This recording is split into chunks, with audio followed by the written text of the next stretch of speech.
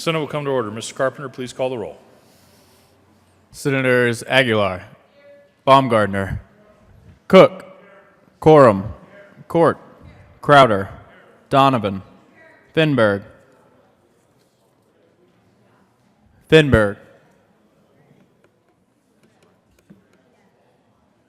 Excused.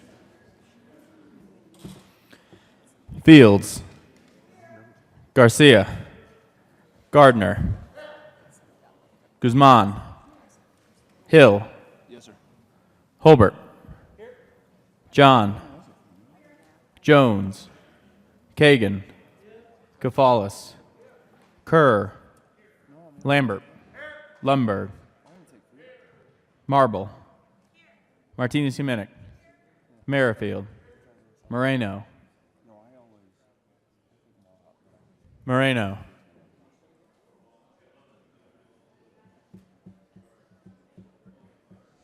Excused. Neville,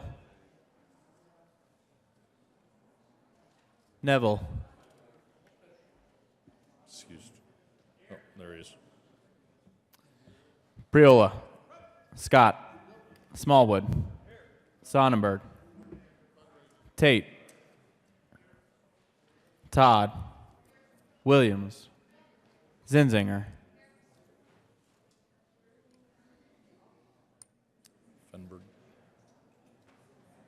Finberg. Let's roll. Mr. President. Here, with 34 present, 0 absent, 1 excused, we have a quorum. Senator Gardner, would you please lead us in the pledge? Thank you, Mr. President. Colleagues, guests, and all of you watching on the Colorado Channel, please join me in the pledge. I pledge allegiance to the flag of the United States of America and to the republic for which it stands, one nation under God, indivisible, with liberty and justice for all. Approval of the journal. Senator Smallwood. Thank you, Mr. President. I move that the reading of the journal for Friday, April 13th, be dispensed with and the journal be approved as corrected by the Secretary. You've heard the motion. Is there any objections? Seeing none, the motion is adopted.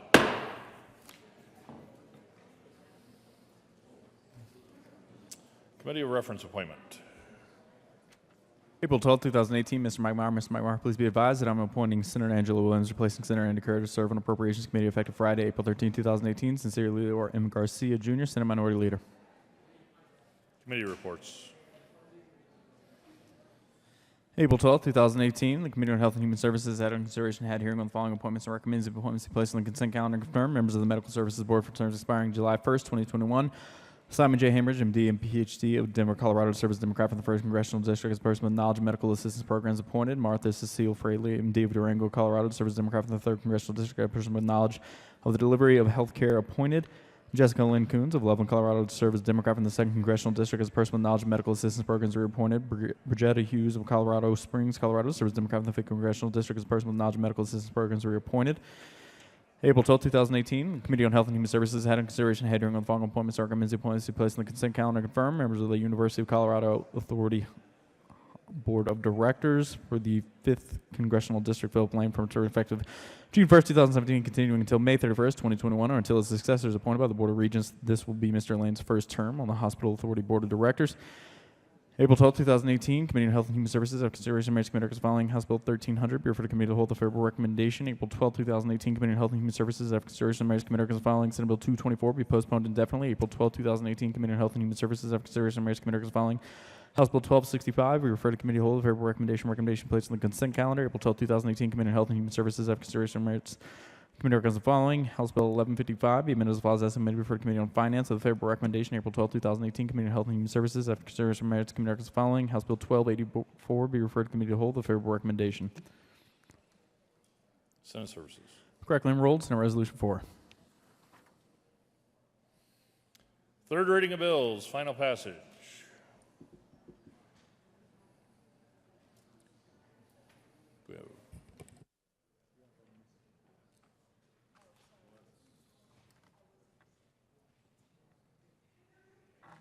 Before we get to that, Before we get to that, Senator Fields, message from the House.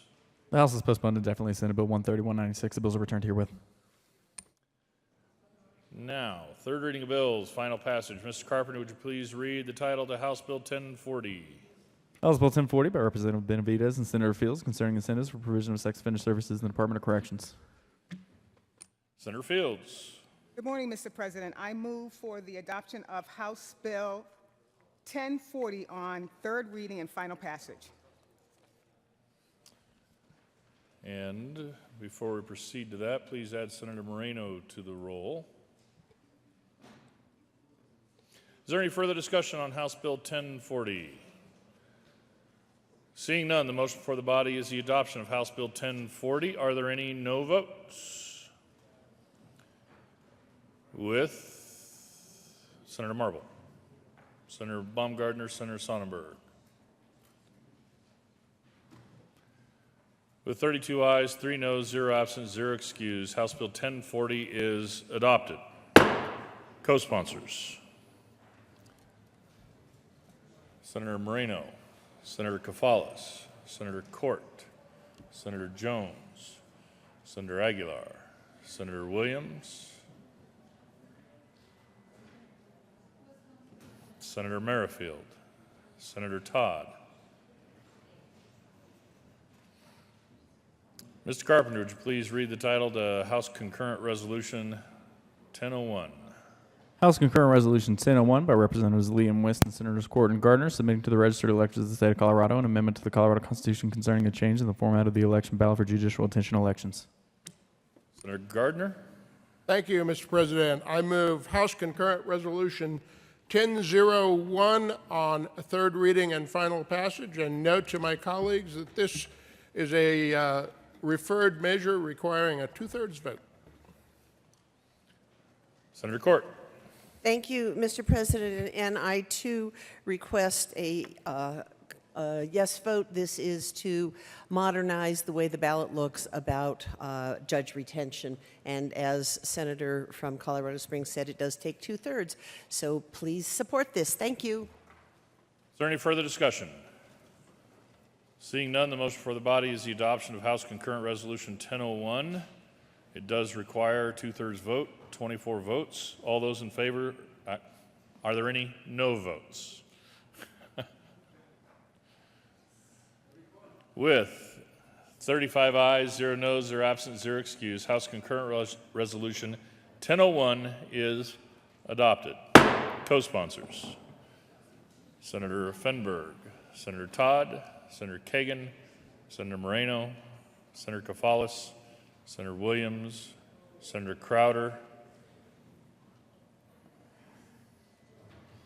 Please add the President. And Senator Kerr, Senator Martinez-Humenic.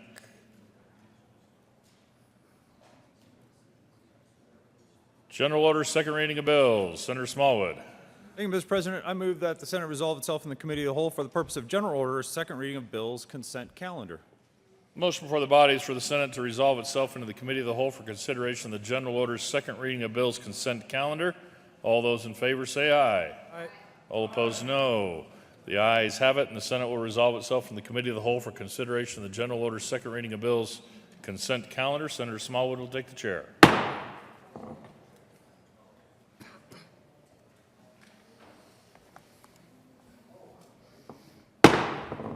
Committee will come to order. The court rule is relaxed. Will the clerk please read the title to all of the bills on the general order second reading of bills consent calendar?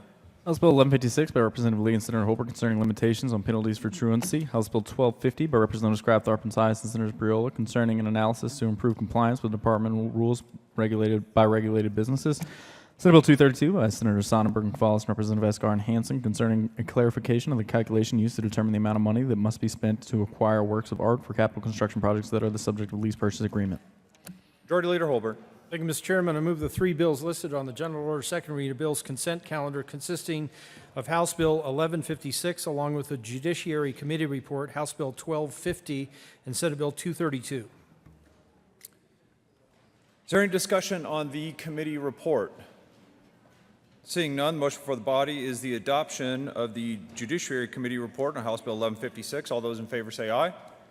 All those opposed, no. The ayes have it. The committee report is adopted. Is there any discussion on any of the bills on the consent calendar? Seeing none, the motion for the body is the adoption of all of the bills on the general order, second reading of bills consent calendar. All those in favor say aye. Aye. All those opposed, no. The ayes have it. The bills are adopted. Majority Leader Holbert. Thank you, Mr. Chairman. I move the committee rise and report. Motion for the body is to rise and report. All those in favor say aye. All those opposed, no. The aye has it, and the committee will rise and report.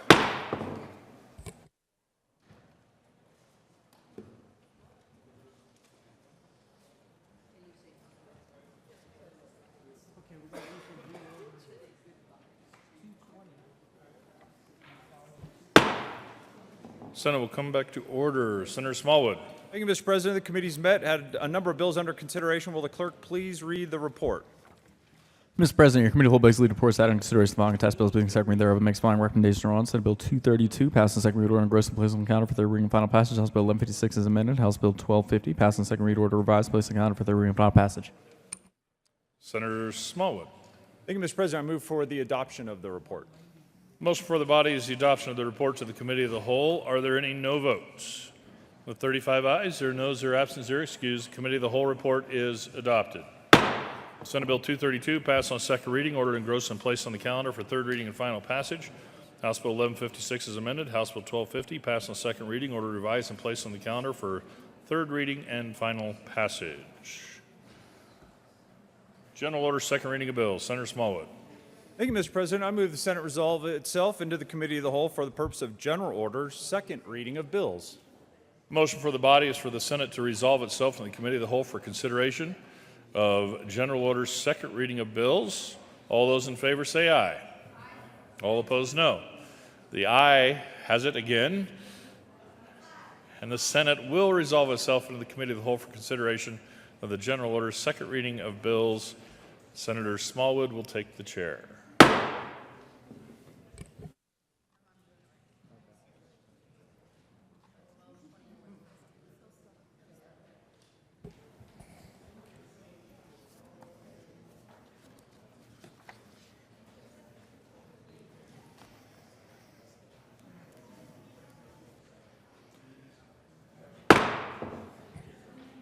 Majority Leader Holbert.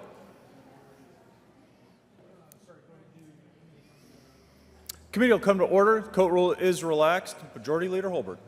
Thank you, Mr. Chairman. I move to lay over Senate Bill 220 to follow Senate Bill 203. Motion for the body is to lay over Senate Bill 220 to follow Senate Bill 203. All those in favor say aye. Aye. All those opposed, no. The ayes have it. Senate Bill 220 will lay over. Majority Leader Holbert. Thank you, Mr. Chairman. I move to lay over House Bill 1069 to follow Senate Bill 231. Motion for the body is to lay over House Bill 1069 to follow Senate Bill 231. All those in favor say aye. Aye. All those opposed, no. The ayes have it. House Bill 1069 will lay over. Will the clerk please read the title to Senate Bill 12? Senate Bill 12 by Senator Hill and Representative Pedersen concerning including military enlistment as part of the post-secondary and workforce readiness performance indicator for public schools. Senator Hill. Thank you, Mr. Chair. I move Senate Bill 12. To the bill, Senator. Thanks, Mr. Chair. Very briefly, Senate Bill 12, just understanding how we do high school accreditation here in Colorado. Senate Bill 12 says whatever you go on to do after high school, whether it be college or whether it be trade school right now, we treat that equally in Colorado. Unfortunately, we disadvantage that high school if you go on and enlist in the military. So all this bill says is for purposes of high school rankings, for high school level of attainment in each public high school, going on to enlist in the military is just as qualified a follow-on option as four-year university or any other trade school that you might do. It does nothing to well, candidly, that's all it does. Ask for your support. Is there any further discussion on Senate Bill 12? Seeing none, the motion for the body is the adoption of Senate Bill 12. All those in favor say aye. Aye. All those opposed, no. The ayes have it. Senate Bill 12 passes. Will the clerk please read the title to Senate Bill 24? Senate Bill 24 by Senators John and Tate and Representative Singer concerning modifications to Colorado Health Service Corps program administered by the Department of Public Health and Environment to expand the availability of behavioral health care providers in shortage areas in the state. Senator Tate. Thank you, Mr. Chair. I move Senate Bill 24 and the committee reports from the Health Committee and Appropriations Committee report. To the Health and Human Services Committee report, Senator.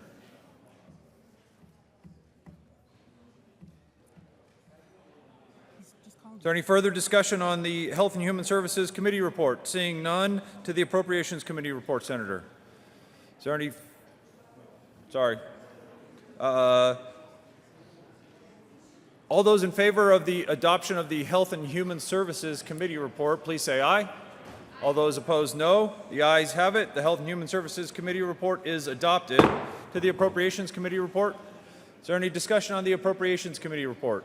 Seeing none, the motion for the body is the adoption of the committee report from the Committee of Appropriations. All those in favor say aye. All those opposed, no. The ayes have it. The Appropriations Committee report is adopted. To the bill, Senator Tate. Thank you, Mr. Chair. Members, I urge an aye vote on Senate Bill 24. This bill came out of the Opioid Interim Committee. What this bill does, it takes the existing Colorado Health Service Corps and expands their role to include behavioral health care professionals that have an expertise in treating substance use disorders. Urge an aye vote. Thank you. Is there any further discussion on Senate Bill 24? Senator John. Thank you, and I too urge an aye vote. You know, we have identified when you're talking about the opioid and the substance use disorders that there is an incredible shortage in the rural areas. And so to address that, we simply, as my colleague said, tapped into a program that's already existing in the state of Colorado. And I will tell you that the program that's already existing has been in since 2009, has been so successful in bringing the physicians and other health professionals into the regular part of that program. There's been 2 defaults since 2009. Now that's pretty darn successful. So we tapped into that so that we could add the mental health and the substance use disorder to bring in more providers for those areas. And yes, they do have to serve there. They have to commit to serve. So I would ask for an aye vote. Senator Aguilar. Thank you, Mr. Chair. Members, I rise in support of this bill. It was out of the Opiate Committee. And as you know, the heroin epidemic in particular disproportionately affects our rural areas, and this will help us get more providers there. So I'd ask for your aye vote. Senator Perrella. Thank you, Mr. Chair. And members, I also rise in support of Senate Bill 24. We heard this in the Opioid Committee over the interim, and there have been a number of bills, as you might know, have flown through the Senate and the House this year. This is one of the components. There's going to need to be a lot of pieces of the puzzle to fight this scourge that is ravaging our communities, ravaging our nation. I've said this numerous times, but I believe it was 2015 or 2016, there were over 60,000 Americans that died from opioid overdoses. That is near the number of all the Americans that died in the armed forces in the Vietnam War. Is there any further discussion on Senate Bill 24? Seeing none, the motion for the body is the adoption of Senate Bill 24. All those in favor say aye. Aye. All those opposed, no. The ayes have it. Senate Bill 24 passes. Majority Leader Holbert. Thank you, Mr. Chairman. I move to lay over Senate Bill 83 to follow Senate Bill 220.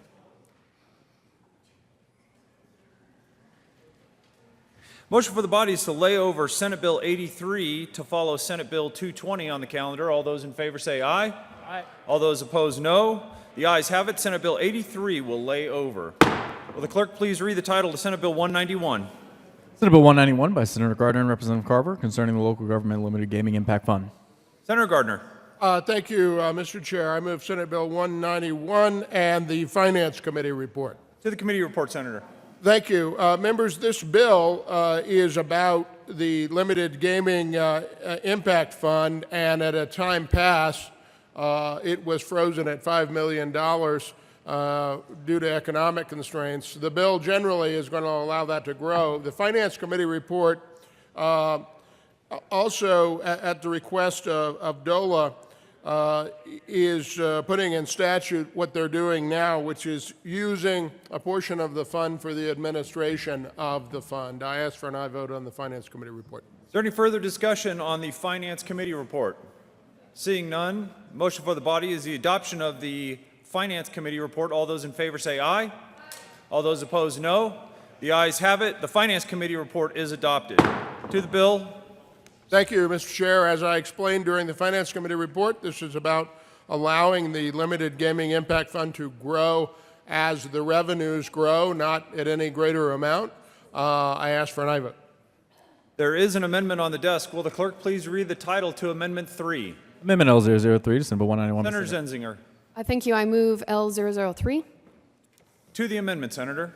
I agree that we definitely need to be looking at this fund and making sure that the money that is in this limited gaming fund is actually used for the purposes of the fund. And if we're going to expand it, if we're going to use more of the money, I want to make sure that it actually goes towards the things that are going to be impacting the affected communities. And so what this amendment does is it says that you can't be using it for things that are not necessarily specific to those impacted communities that sometimes these funds end up going to, things like golf outings or soundproofing offices, or we want to make sure that these funds are not going to any type of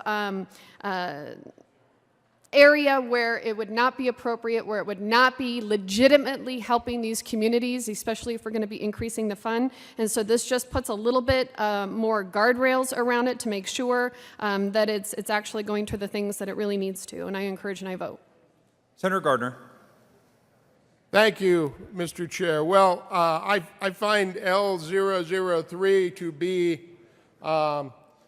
first of all, a bit of a surprise. And while I generally agree with the good senator from Jefferson County and her concerns, the amendment itself is so specific as to not accomplish what she wants to do.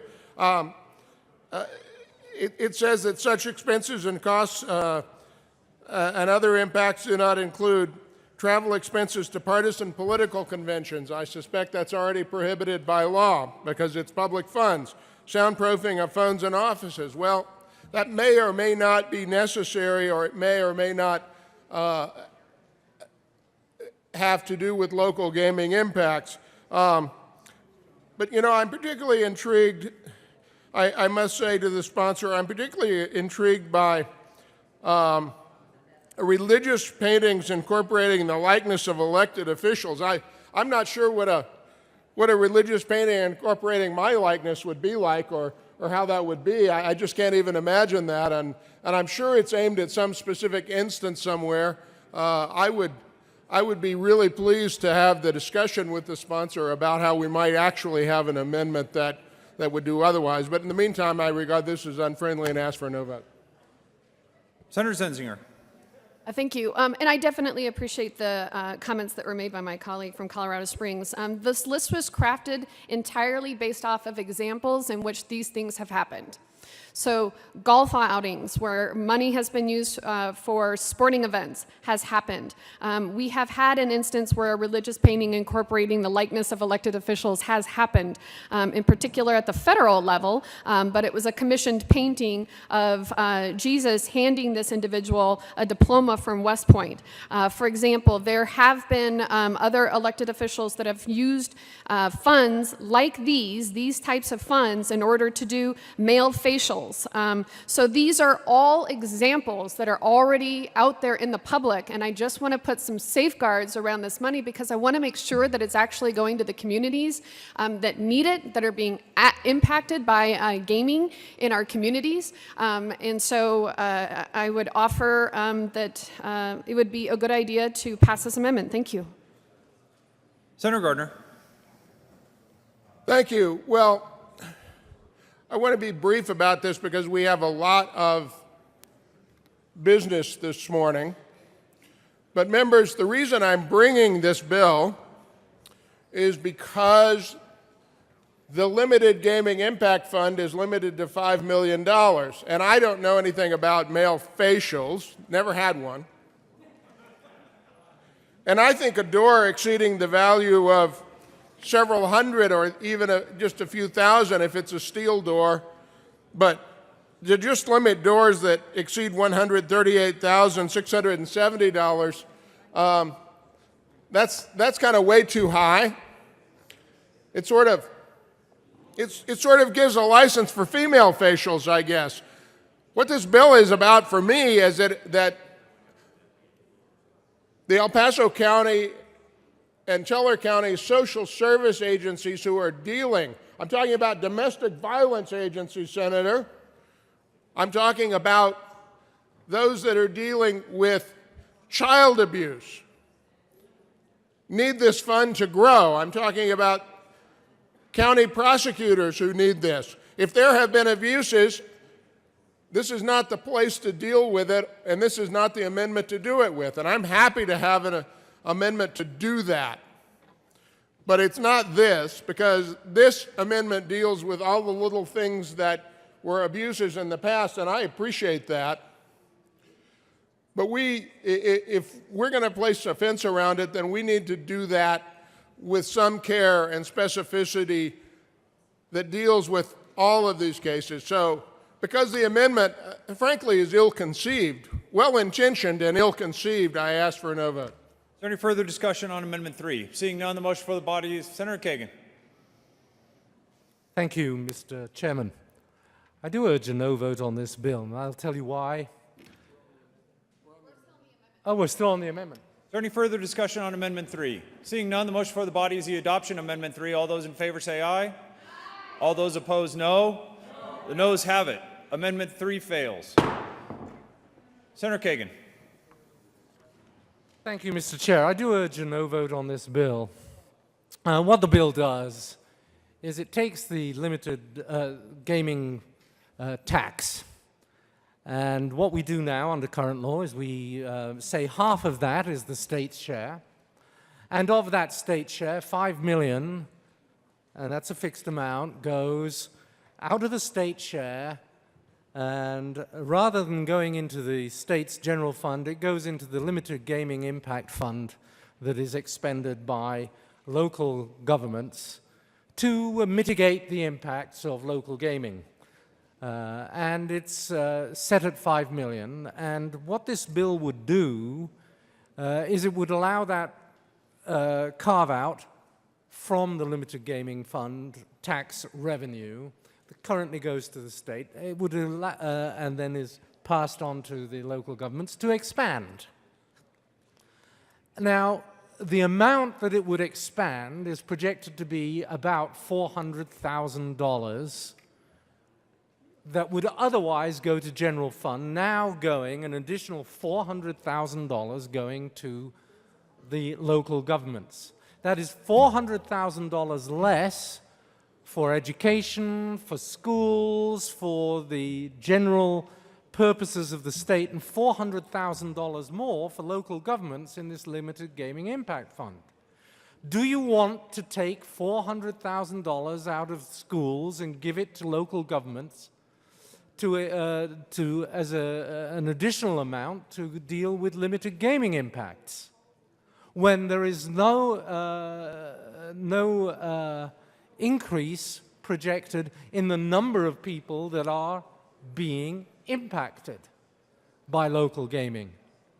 There is not a prediction that I'm aware of that more gamblers will be gambling. There is not a prediction that more areas will be allowed to engage in gaming. There doesn't seem to be a rising need, but there sure as heck is a rising need for funding in our schools. So let's not take $500,000 that would otherwise go to the general fund, or nearly $500,000, and put it into local government impact gaming mitigation proceeds. It's not necessary there, half as necessary as it is for our schools. Vote no on this bill, please. Is there any further discussion on Senate Bill 191? Seeing none, the motion for the body is the adoption of Senate Bill 191. All those in favor say aye. Aye. All those opposed, no. The ayes have it. Senate Bill 191 passes. Will the clerk please read the title of Senate Bill 193? Majority Leader Holbert. Thank you, Mr. Chairman. I move to lay over Senate Bill 193 to follow Senate Bill 83.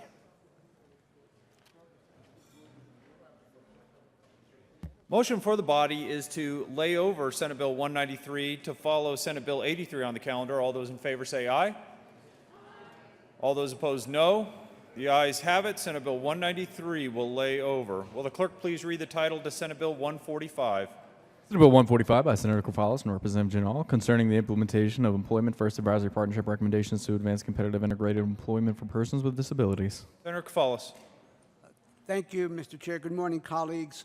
I move Senate Bill 145 on second reading and the Senate Business, Labor, and Technology and Appropriations Committee reports. To the Business, Labor, and Technology Committee report, Senator. Thank you kindly, Mr. Chair. In the BLT committee report, there were a few things done. One is to extend the deadline for the Department of Labor and Employment in terms of rulemaking with the State Medical Board. Secondly, the committee report clarified various provisions of the bill, including training and certification requirements and also data collection requirements. Section 4 was deleted from the in the BLT report to address concerns about some of the funding issues for vendor training, and that is what the Business, Labor, and Technology Committee report does, Mr. Chair and colleagues. Is there any discussion on the Business, Labor, and Technology Committee report? Seeing none, the motion for the body is the adoption of the committee report. All those in favor say aye. Aye. All those opposed, no. The ayes have it. The committee report is adopted. To the Appropriations Committee report, Senator Koufalos. Thank you, Mr. Chair. There were two amendments in the Appropriations Committee. One is to add an appropriations clause, and the second was to clarify that the training that we are talking about in this bill for supported employment professionals is extended over a 5-year period, and that helps to spread out the expenditures. Ask for your support of the Appropriations Committee report. Is there any further discussion on the Appropriations Committee report? Seeing none, the motion for the body is the adoption of the Appropriations Committee report. All those in favor say aye. Aye. All those opposed, no. The ayes have it. The Appropriations Committee report is adopted. To the bill, Senator Koufalos. Thank you, Mr. Chair. Colleagues, this bill fundamentally is about helping persons with disabilities, particularly persons with intellectual and developmental disabilities, to find meaningful employment in the community. Currently, it is estimated that 85% of adults with IDD and 80% of adults with disabilities are either unemployed or underemployed. So this bill will help move the dial in a good direction to provide people who are supported employment specialists to help folks find competitive integrated employment. I respectfully ask for your support of this bill, and I'm happy to answer any questions. Is there any further discussion on Senate Bill 145? Seeing none, the motion for the body is the adoption of Senate Bill 145. All those in favor say aye. Aye. All those opposed, no. The ayes have it. Senate Bill 145 passes. Will the clerk please read the title to Senate Bill 225? Senate Bill 225 by Senator Lambert and Representative Hamner concerning the definition of an early college for purposes of the Concurrent Enrollment Programs Act. Senator Lambert. Thank you, Mr. Chair. I move Senate Bill 225, and I move the Appropriations Committee report thereof. To the committee report, Senator. Thank you. Members, this committee report is elegant in that it changes page 4, line 4. It strikes 18 and substitutes 18-225. I'd ask for an aye vote on the committee report. Is there any further discussion on the Appropriations Committee report? Seeing none, the motion for the body is the adoption of the Appropriations Committee report. All those in favor say aye. Aye. All those opposed, no. The ayes have it. The Appropriations Committee report is adopted. To the bill, Senator Lambert. Thank you, Mr. Chair. Senate Bill 225 is a JBC bill that passed unanimously out of the Appropriations Committee. We've noticed some mission creep within schools that have called themselves early colleges. The basic effect of that is siphoning off some K-12 money into programs that were not originally intended. This puts some sideboards on those definitions to basically have curricula that can be completed or expected to be completed within 4 years like any other high school. I'd ask for an aye vote on 225. Is there any further discussion on Senate Bill 225? Seeing none, the motion for the body is the adoption of Senate Bill 225. All those in favor say aye. All those opposed, no.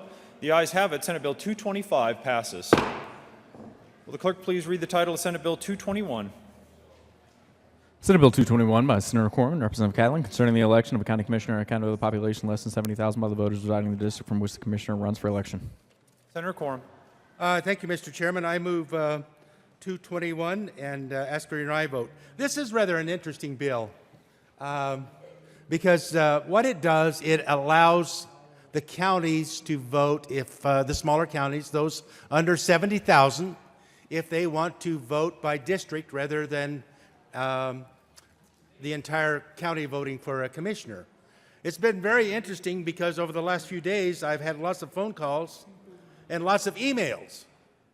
And I've had a lot of what are Republican-controlled counties.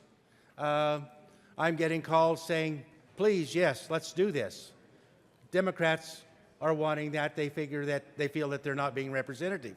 On the other hand, I've got situations where the Democrats control most of the commission seats, and the Republicans are saying, absolutely, we want to do this. So I think it's very fair. What it does, it requires a vote of the county to decide if they want to do that, and they alone will decide to do that. This is how it's done in many of the larger counties, the five commissioner districts, and I think it's a good vote, and I ask for your support. Is there any further discussion on Senate Bill 221? Seeing none, the motion for the body is the adoption of Senate Bill 221. All those in favor say aye. All those opposed, no. The ayes have it. Senate Bill 221 passes. Majority Leader Holbert. Thank you, Mr. Chairman. I move to proceed out of order to take up Senate Bill 231, followed by House Bill 1069. Motion for the body is to take up Senate Bill 231. All those in favor say aye. All those opposed, no. The ayes have it. We'll move to Senate Bill 231 on the calendar. Will the clerk please read the title to Senate Bill and followed by House Bill 1069? Will the clerk please read the title to Senate Bill 231? Senate Bill 231 by Senators Lambert and Moreno, Representative Young, concerning a task force and transition of persons with intellectual and developmental disabilities from educational services to home and community-based services in connection with making an appropriation. Senator Moreno. Thank you, Mr. Chairman. Colleagues, I move Senate Bill 231.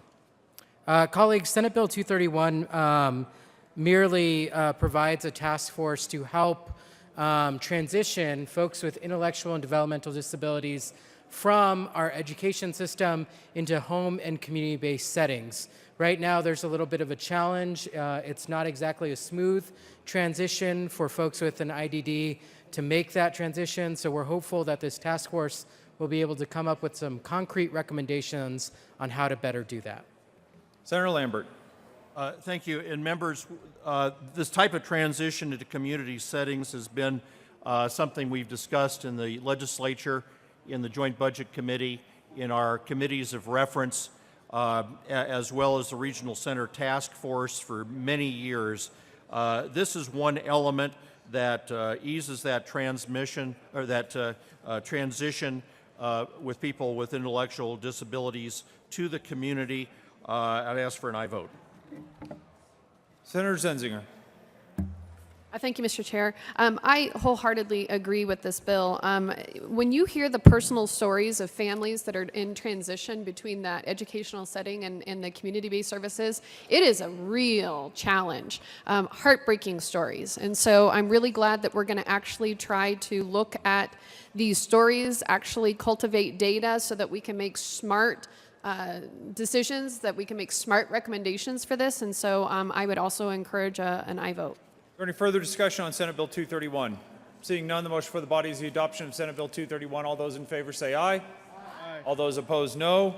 The ayes have it. Senate Bill 231 passes. Will the clerk please read the title to House Bill 1069? House Bill 1069 by Representatives Arndt, Thurlow, and Senator McCormick concerning the allowable use of reclaimed domestic wastewater and connection therewith allowing reclaimed domestic wastewater to be used for toilet flushing and making an appropriation. Senator Quorum. Thank you, Mr. Chairman. I move House Bill 1069. I ask for an aye vote. What this bill does, it codifies rules and regulations for CDHPE for reuse of toilet water.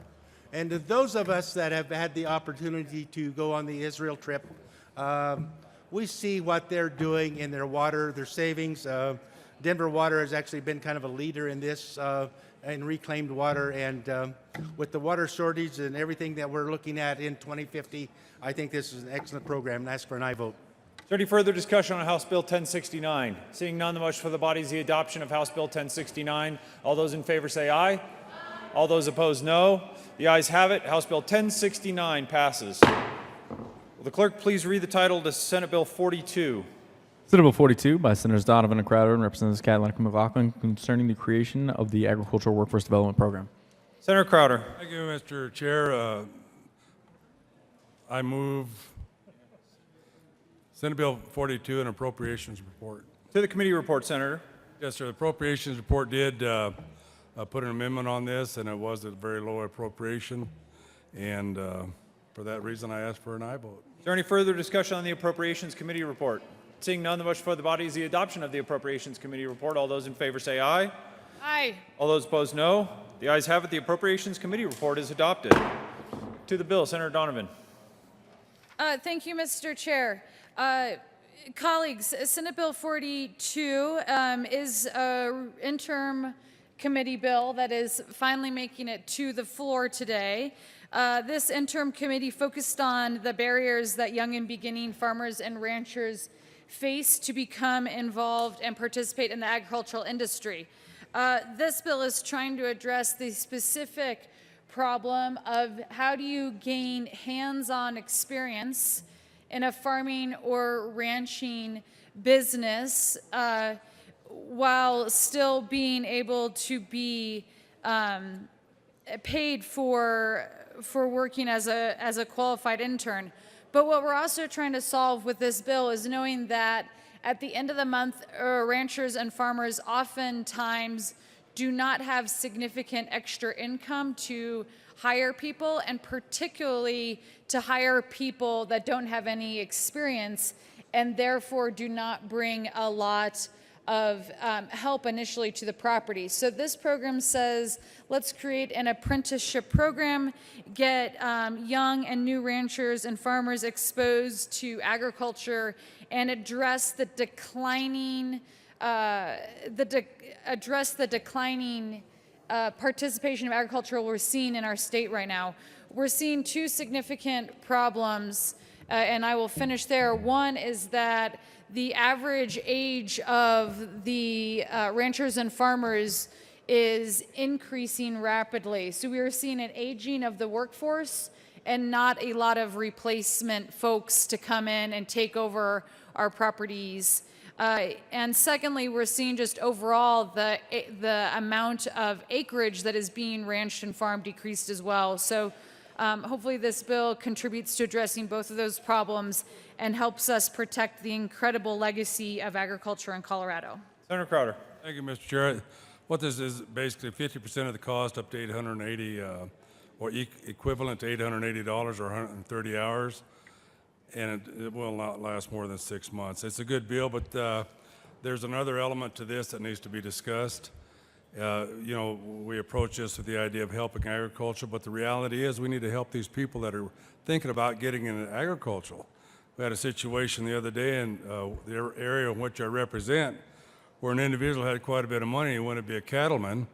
And I went to look at these cattle the other day, and I told him they were starving to death. The guy had no knowledge of what it takes for animal husbandry. So it was a sad situation, but I think this will help not only those people getting into the business, but also those people that are in the business.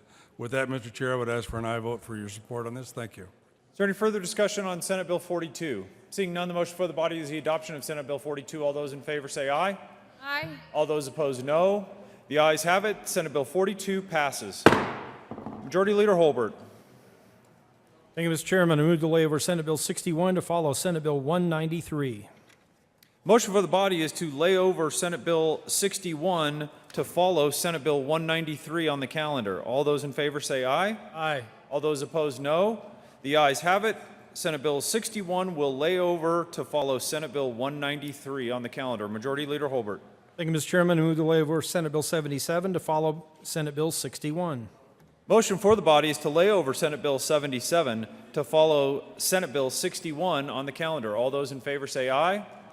All those opposed, no. The ayes have it. Senate Bill 77 will lay over to follow Senate Bill 61. Will the clerk please read the title to Senate Bill 85? Senate Bill 85 by Senator Todd and Representative McLaughlin concerning providing financial incentives for educators to work in rural areas. Senator Todd. Thank you, Mr. Chair, and I move Senate Bill 85 and the Appropriations and Education Report. To the Education Committee report, Senator Todd. The Education Committee report added an amendment that said, except that the stipend may only be used to offset the costs of association with an institute of higher education or alternative licensure program that is approved by the State Board of Education. Is there any further discussion on the Education Committee report? Seeing none, the motion for the body is the adoption of the Education Committee report. All those in favor say aye. Aye. All those opposed, no. The ayes have it. The Education Committee report is adopted. To the Appropriations Committee report, Senator Todd. Thank you, Mr. Chair. And the Appropriations Committee report is adding the stipend of $224,000 and added the areas and in connection making that appropriation. I ask and I vote. Is there any further discussion on the Appropriations Committee report? Seeing none, the motion for the body is the adoption of the Appropriations Committee report. All those in favor say aye. Aye. All those opposed, no. The aye has it. The Appropriations Committee report is adopted. To the bill, Senator Todd. Thank you. Thank you, Mr. Chair. And I'm very pleased to bring Senate Bill 85 to the floor today. This is a bill that started a couple of years ago in 2016 with Senate Bill 104, which had bipartisan support to establish the Colorado Center for Rural Education. And what this is trying to grow our rural teachers. We are trying to expand and make sure that we are making it easier and more of a transition for people to stay in their rural communities, go to school in one of our universities that is closer to their home, be able to work on their degrees, either student teaching or going into the rural areas and then staying.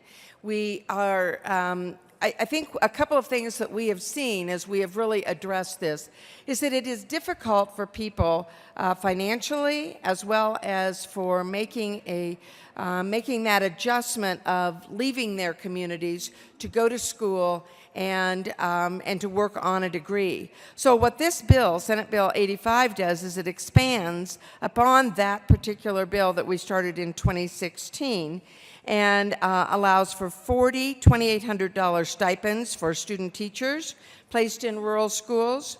It allows for $26,000 stipends for teachers in rural school districts seeking national board certification.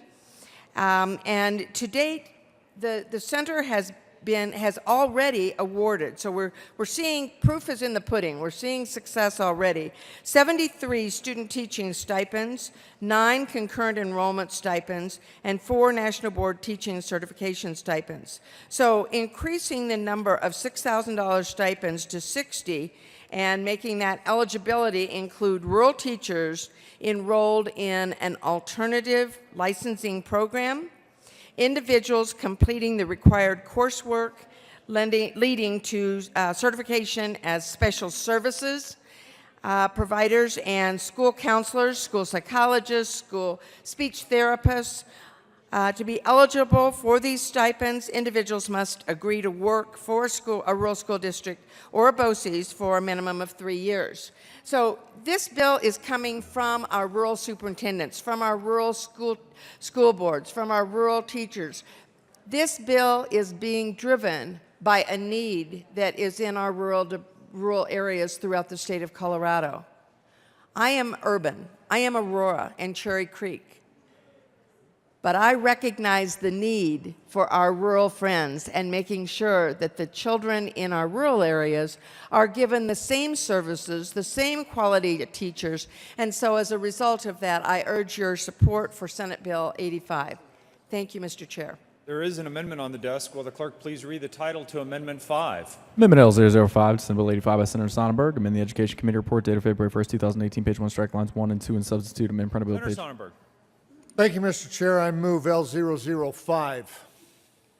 To the amendment, Senator Sonnenberg. Thank you, Mr. Chair. What this amendment does is truly, we did pass a bill to help with rural education. What this amendment does is says, look, let's actually put it in schools and allow the schools to contract with BOCES if they feel the need to, rather than give the stipend to BOCES themselves. Let's give it to education. If we're going to do this, if we're going to continue down this path, let's give it to education.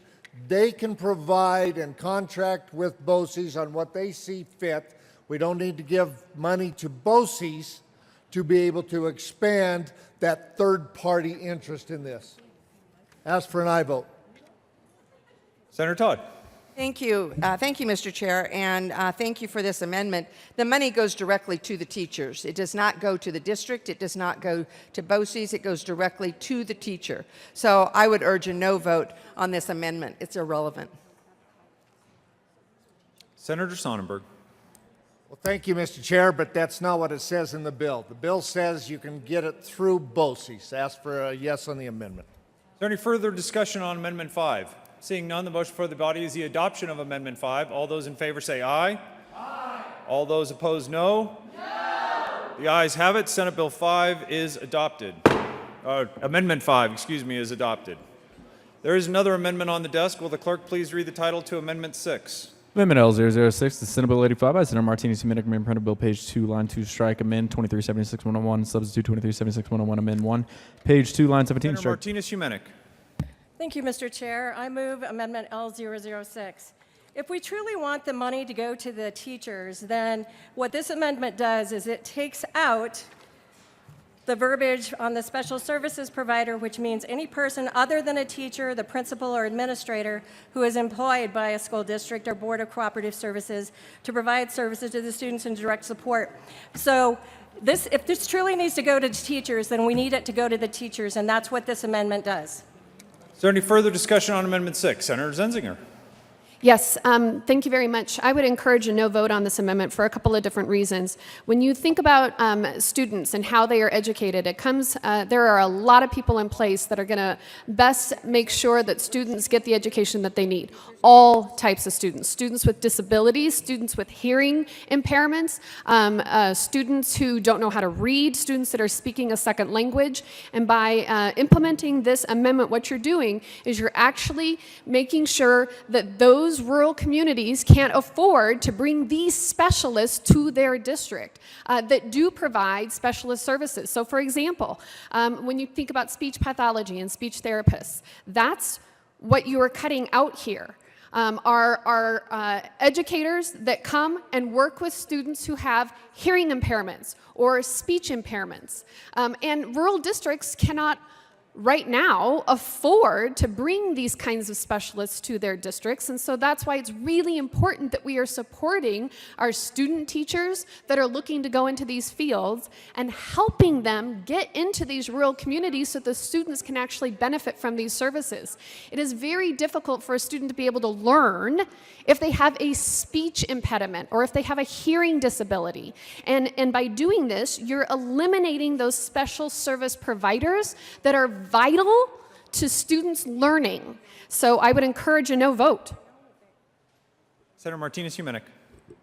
Thank you, Mr. Chair.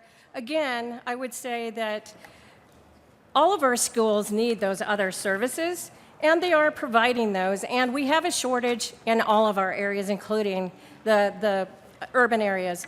But if this is going to say that this is concerning financial incentives for educators to work in rural areas, then let's incentivize the actual educators who are the teachers.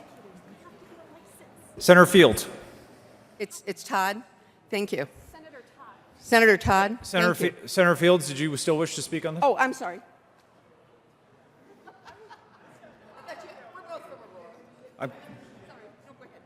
Senator Fields. Thank you, Mr. Chair. I stand in opposition. I support this amendment L006. This is. I'm in opposition.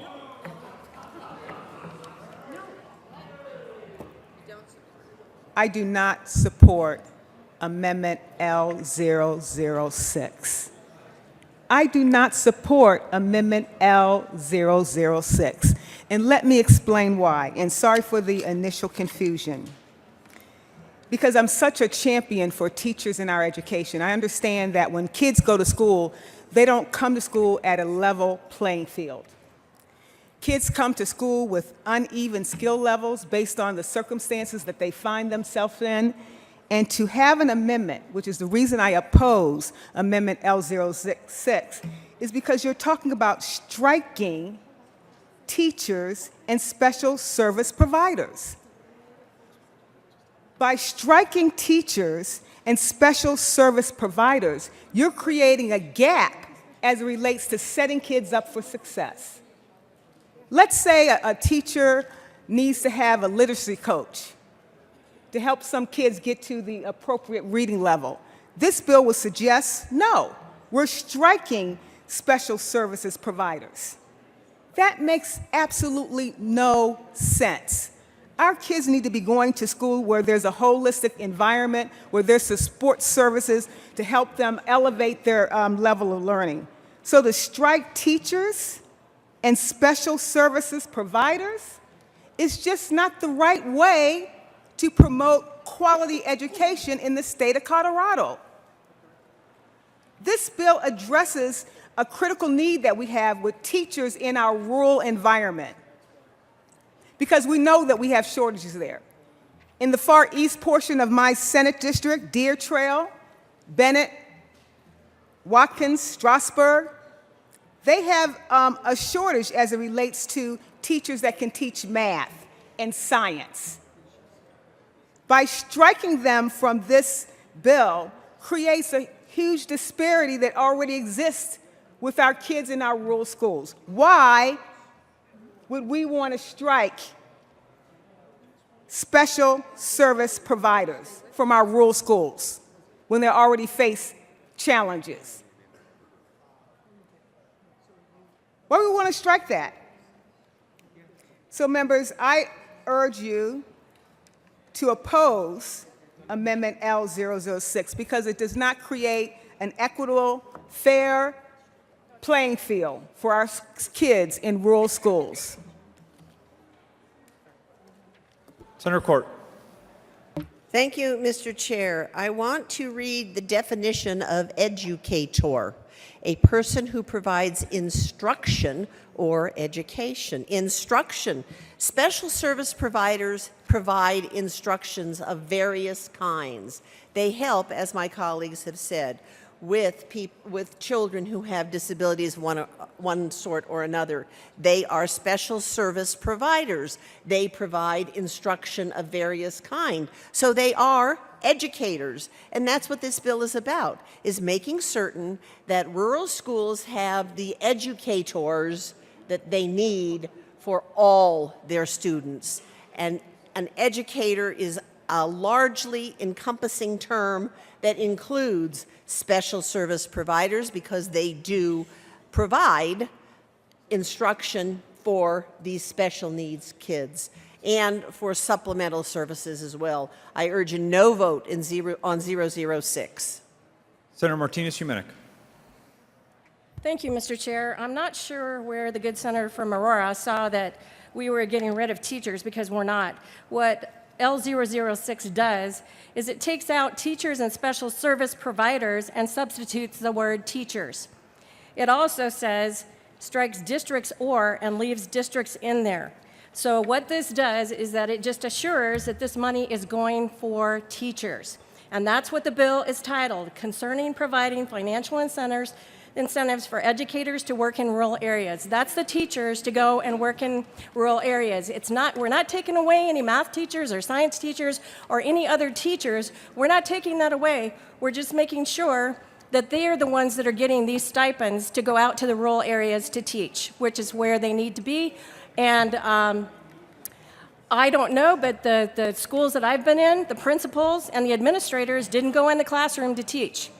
So let's put this money, if we're going to pass this bill, please vote aye on L006 to make sure that it's the teachers that are getting this stipend in the rural areas. Senator Zenzinger. Thank you, Mr. Chair.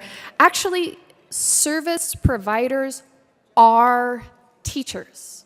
We're not talking about administrators. Service providers are teachers.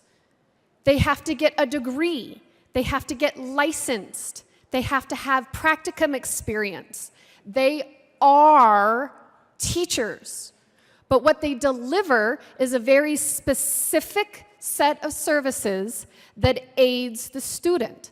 So if a student is on an IEP, and that IEP has identified that they have dyslexia, and on top of dyslexia, they have a speech pathology issue.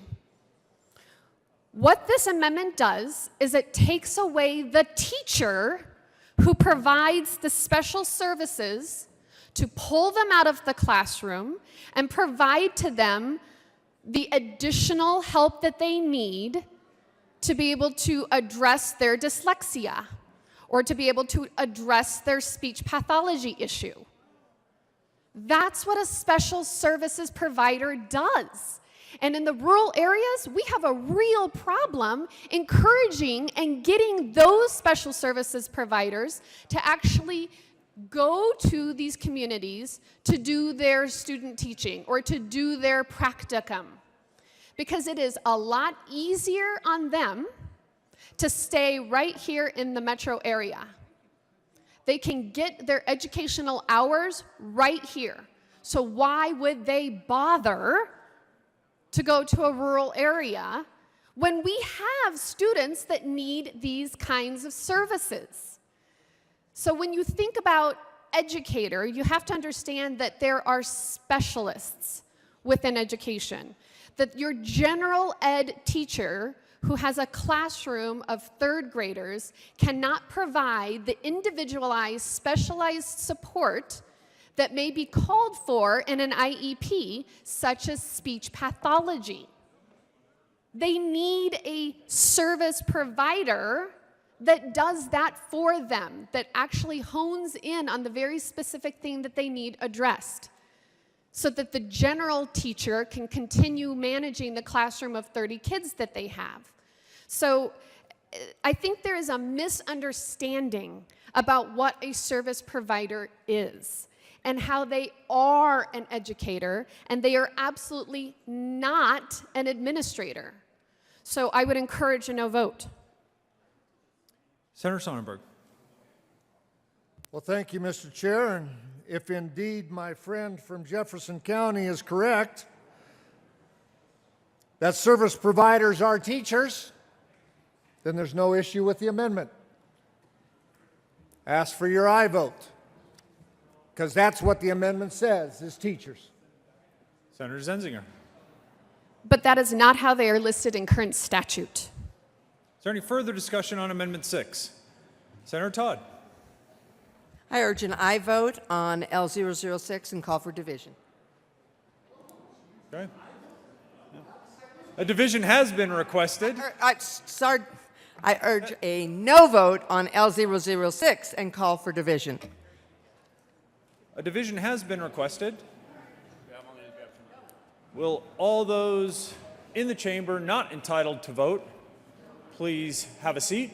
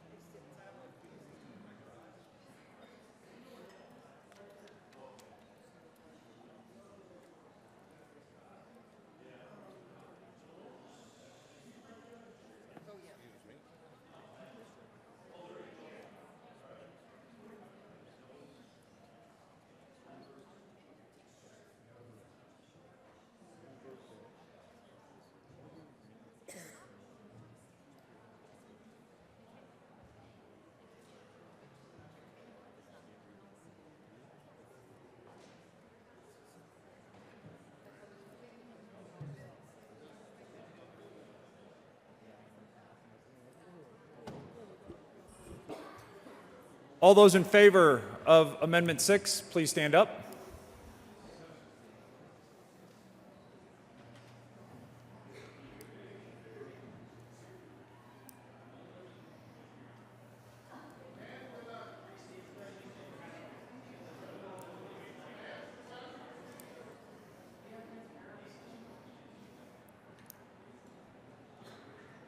Please be seated. All those opposed to Amendment 6, please stand up.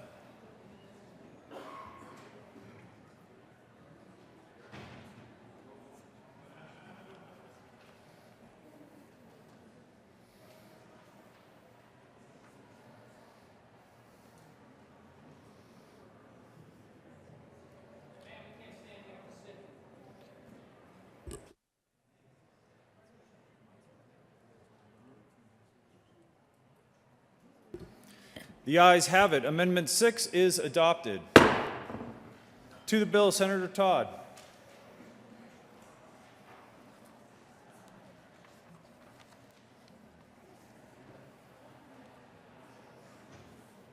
Senator Todd. Thank you. Thank you, Mr. Chair, and I continue to ask for an aye vote on Senate Bill 85. Again, part of what I want people to understand is that what this bill is a message from our rural districts. They are the ones who brought this bill forward. They are the ones who are asking for it. Those children in our rural areas should not be shortchanged by specialists. They should not be shortchanged and pile more on the classroom teacher to try to identify speech pathology, dyslexia, other special needs. That's why our rural districts came to me and asked me to carry this bill. And I've invited our rural folks to join and be a part of a solution for our rural districts. All children in Colorado should be given those same opportunities. Should be given those same opportunities. We've talked about school safety. We've talked about a wide variety of what it takes to run a school. The classroom teachers can do a lot, but the special services are a big piece of what give the assistance so that the classroom teachers can teach. This is an important bill. It's an important bill for the rural parts of our state, and I urge an aye vote on Senate Bill 85. Senator Quorum.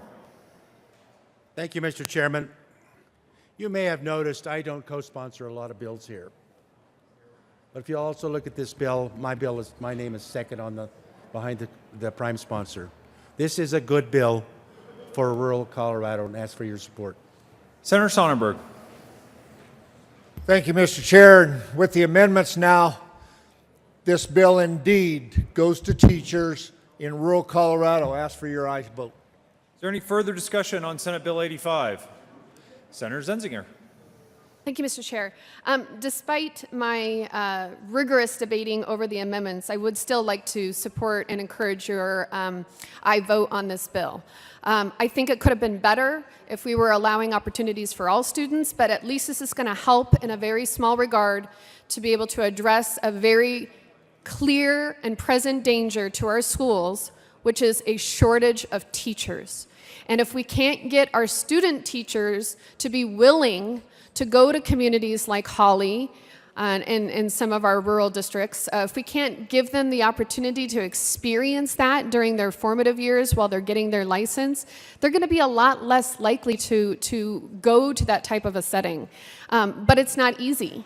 If your college is in Colorado Springs, it'd be easier just to do your student teaching in Colorado Springs than it would be to get in a car and to drive an hour and a half to Holly. But these rural districts need these types of experiences. They need these types of teachers, and they want an opportunity to really encourage teachers to see what it's like to teach in their community and know that it's a very special thing if they would just take the time to experience it. That they may actually enjoy it, and it's a way of helping us to grow our own so that people from those communities can return back to their home communities and actually become an educator. So I would encourage an aye vote on this bill. And thank you. Is there any further discussion on Senate Bill 85? A division has been requested.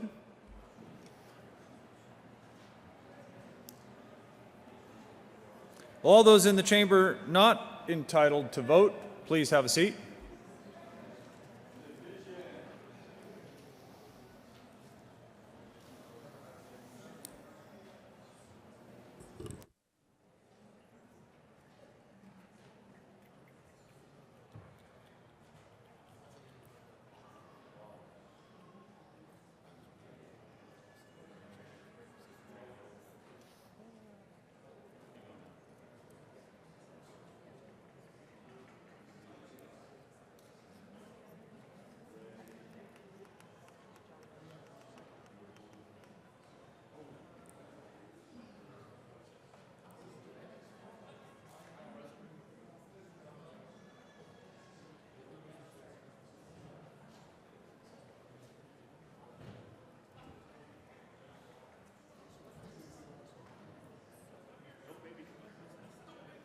All those in favor of Senate Bill 85, please stand up.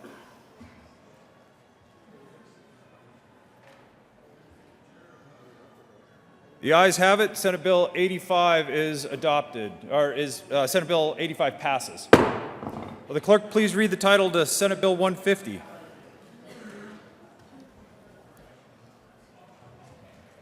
Majority Leader Holbert. Thank you, Mr. Chairman. I move to lay over Senate Bill 150 to follow Senate Bill 77. Motion for the body is to lay over Senate Bill 150 to follow Senate Bill 77 on the calendar. All those in favor say aye. Aye. All those opposed, no. The ayes have it. Senate Bill 150 will lay over to follow Senate Bill 77.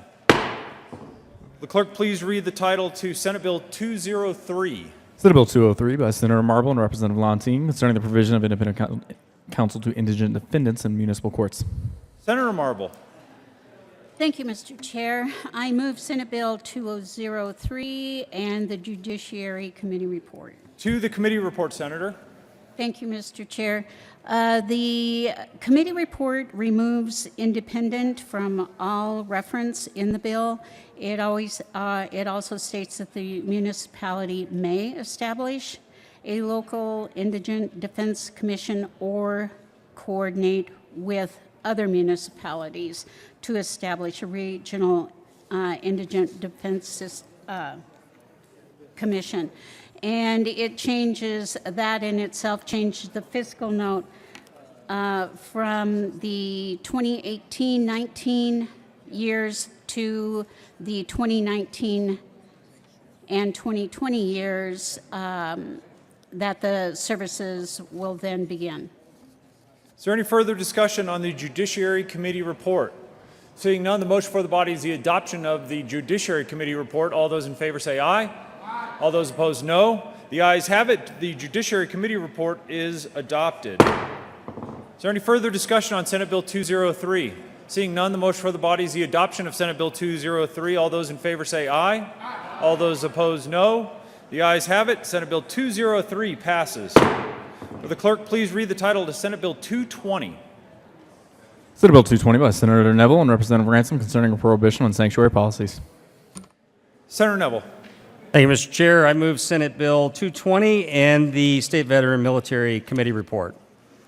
To the committee report, Senator. Thank you, Mr. Chair. We put one amendment on, and frankly, it's actually has created a little bit of a problem, and we'll have an amendment to address that once the report is adopted. Is there any further discussion on the State Veterans and Military Affairs Committee report? Seeing none, the motion for the body is the adoption of that committee report. All those in favor say aye. Aye. All those opposed, no. The ayes have it. The committee report from State Veterans and Military Affairs is adopted. Senator Neville. Thank you, Mr. Chair. Colleagues, Senate Bill 220 is a pretty straightforward bill focused on an area that we believe is of major statewide concern regarding public safety protections against sanctuary city policies. What the bill does, the legislation asks Colorado voters, this is a referred measure, to prohibit sanctuary policies in Colorado as a matter of statewide interest. Sanctuary policies are declared to be contrary to law and public safety. Sanctuary policies are in violation of federal laws prohibiting state obstruction of federal immigration enforcement. Such policies are contrary to the Supremacy Clause of the U.S. Constitution as confirmed by several U.S. Supreme Court decisions, most recently in the 2012 Arizona versus United States decision. State laws may supplement federal immigration law in some circumstances, as was decided in the Arizona case, but may not undermine, obstruct, or nullify federal immigration law. Sanctuary policies do not protect immigrants, colleagues, as claimed. Sanctuary policies protect only illegal aliens sought by Immigration and Customs Enforcement for detention and possible deportation based on a probable cause standard used commonly across law enforcement at the federal and state level. Colleagues, this is both unconstitutional and contrary to the state interest in public safety for any jurisdiction to attempt to nullify or opt out of federal immigration law or to purposefully restrain or obstruct its own employees at the threat of either fines or firing from cooperating with federal immigration law enforcement. The bill, as amended, requires an annual statement of compliance by municipalities with a population of 25,000 or more, which means the 27 largest cities in the state. All jurisdictions are covered by the bill's prohibitions, but only large cities must make that annual compliance report. The bill does not interpret or prioritize federal immigration laws. The determination of a violation of federal law is left to the federal agencies and federal courts which constitutionally are instructed to do so. Thus, if federal immigration law due to congressional enactment or a federal court ruling changes, so too will the state's obligation to be in compliance with federal law. Colleagues, the 2017 Texas law forbidding sanctuary policies in cities and counties was upheld in March as constitutional by the Fifth Circuit U.S. Court of Appeals. The constitutionality of a state law prohibiting policies obstructing federal immigration law should not be in question. This bill does not go as far as the 2017 Texas law upheld by that Fifth Circuit. For example, it does not amend the state criminal code to place an explicit affirmative mandate on all state and local officials to comply with ICE detainers.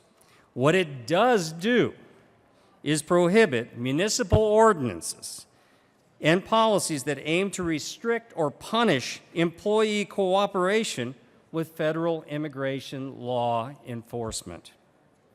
An elected county sheriff or appointed city police chief may still choose to not respect a particular ICE detainer, but no county commission or city council may prohibit such cooperation as a matter of policy. The Federal Department of Justice State Criminal Alien Assistance Program is a federal grant program that offers a partial reimbursement for the cost of incarcerating criminal aliens in state and local correctional facilities. And colleagues, according to recent published reports, in 2016, Colorado had 2,039 criminal aliens incarcerated in our state's prisons, and an estimated 6,000 to 7,500 criminal aliens who served jail terms in local county jails at a net taxpayer cost of over $100 million annually after federal reimbursement grants. Those net taxpayer costs are calculated using the formula for determining unreimbursed costs utilized by CDOC in an August 2008 letter. According to the 2016 CDOC report on the federal grant program, since 1995, the state correctional system has received a total of $66,673,882 in federal grants. So if the average federal reimbursement grant over those 22 years was midway between the 27 and 2016 rates, or about 6% annually, the cost of incarcerating criminal aliens in our state system was $66.6 million times 16, or over $1,066 million, leaving a 22-year cumulative taxpayer cost of over $1 billion for state taxpayer costs alone, not counting hundreds of millions in local taxpayer costs for local jail incarcerations. Protecting criminal aliens from federal law enforcement and ICE detainers has real-world consequences for our public safety. Several hundred criminal alien felons are released by CDOC each year upon completion of their prison terms, and an estimated 6,000 to 7,500 criminal aliens are released from local jails annually after serving shorter sentences. If local law enforcement officials are prohibited or obstructed from cooperating with federal ICE personnel, hundreds of convicted criminal aliens will escape deportation proceedings and continue to commit new crimes in Colorado communities. Now, colleagues, the president of the Denver Police Union, Nick Rogers, recently testified before a congressional committee about the political consequences of Denver's sanctuary policies for the public safety of Denver's residents. Here are two statements from his testimony. In October 2017, this is his quote, "This all changed. The city and county of Denver placed several restrictions on all police department officers, forbidding them from contact with ICE. We were informed that if we communicated with ICE, we were subject to discipline up to and including termination. The ordinance has had a chilling effect on our daily operations. The ordinance has created, and this is in this gentleman's opinion, a city that is much less safe than it was prior to this ordinance." The heroin dealers also had a common story. They were mostly young 18 to 25-year-old illegal aliens, mostly from Mexico. But as years went by, some started coming from Honduras and Nicaragua. All had a fake ID from Mexico, Sinaloa most common. Colleagues,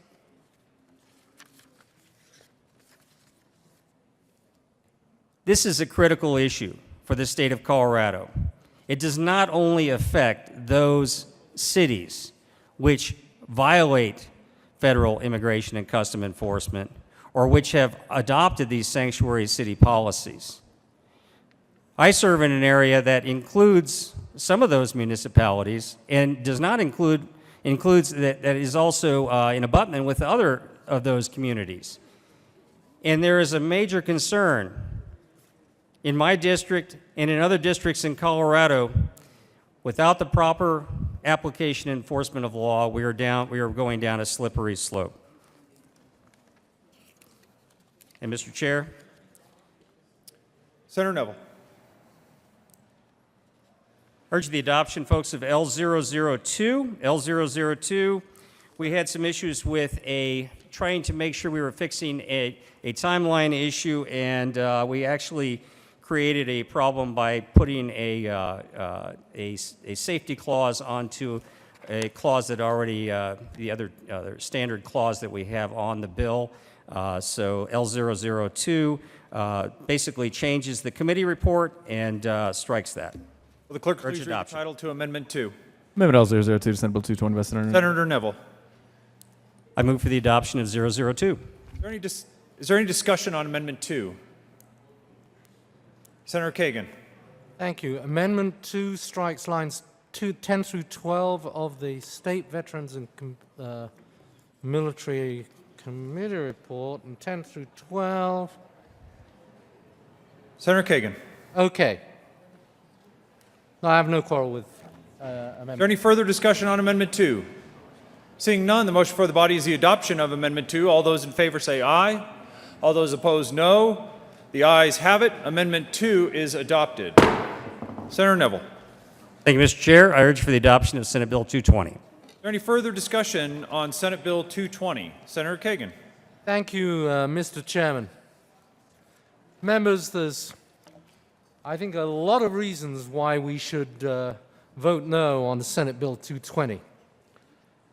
One of the most important reasons we should vote no on Senate Bill 220 is because it gives authority to the executive branch of the federal government, the Department of Homeland Security, the Department of Justice, the federal departments of Justice and Homeland Security, gives them authority to say when our jurisdictions, be it Centennial, be it Montrose, when any of our jurisdictions, in their opinion, are in violation of the law, we say that we take their word for it. We surrender our sovereignty to that extent to the federal executive branch, to the U.S. administration. We are not that way in Colorado. We jealously protect our sovereignty. This bill, for no good reason, in fact, surrenders part of that sovereignty. Let me tell you exactly how it does it. The bill that you have before you states that a jurisdiction is deemed to have created a sanctuary jurisdiction policy, and that is the policy that is prohibited by this bill. So a jurisdiction is deemed to have done that if that jurisdiction is notified by the Federal Department of Justice or the Federal Department of Homeland Security that it is not in compliance with federal immigration law, or if the jurisdiction has been denied federal grant money or been found ineligible to receive federal grant money. In other words, these are decisions being made in Washington about whether our towns, cities, school districts, county governments are in violation of the law. It is not we in Colorado who decide that. It is the Federal Department of Justice who decides that. And we say whatever the Federal Department of Justice decides about our towns and cities is good enough for us. Whatever the Federal Department of Homeland Security decides for our towns and cities is good enough for us. It shall be binding, or in the words of the statute, a jurisdiction is deemed to have created a sanctuary jurisdiction for purposes of this section if the Federal Department of Justice or the Federal Department of Homeland Security so determines. Colorado, we are better than that. Let this not go down in history as the General Assembly that surrendered our sovereignty and left our decision-making about the legality or lack thereof of our counties, of our cities, of our sheriffs, of our school districts, of our municipal governments, of our county governments. Let us not let that determination be made by somebody in Washington who works for the Department of Homeland Security or for the Department of Justice. We govern our own affairs in Colorado. And so, to try and remedy this surrender of sovereignty, I offer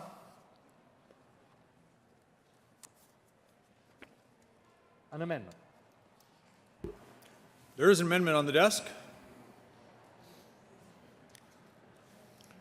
Will the clerk please read the title to Amendment 3? Amendment L003. Senator Kagan. I move Amendment L003. To the amendment, Senator. Amendment L003 makes a crucial change in this bill.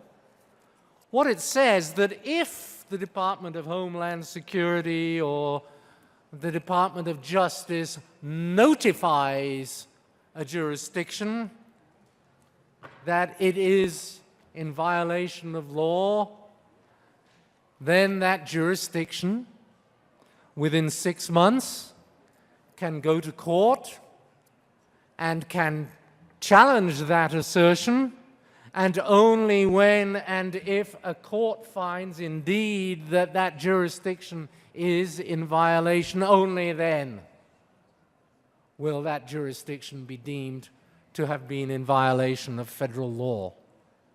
So it won't be the Department of Justice that decides, or the Federal Department of Homeland Security that decides.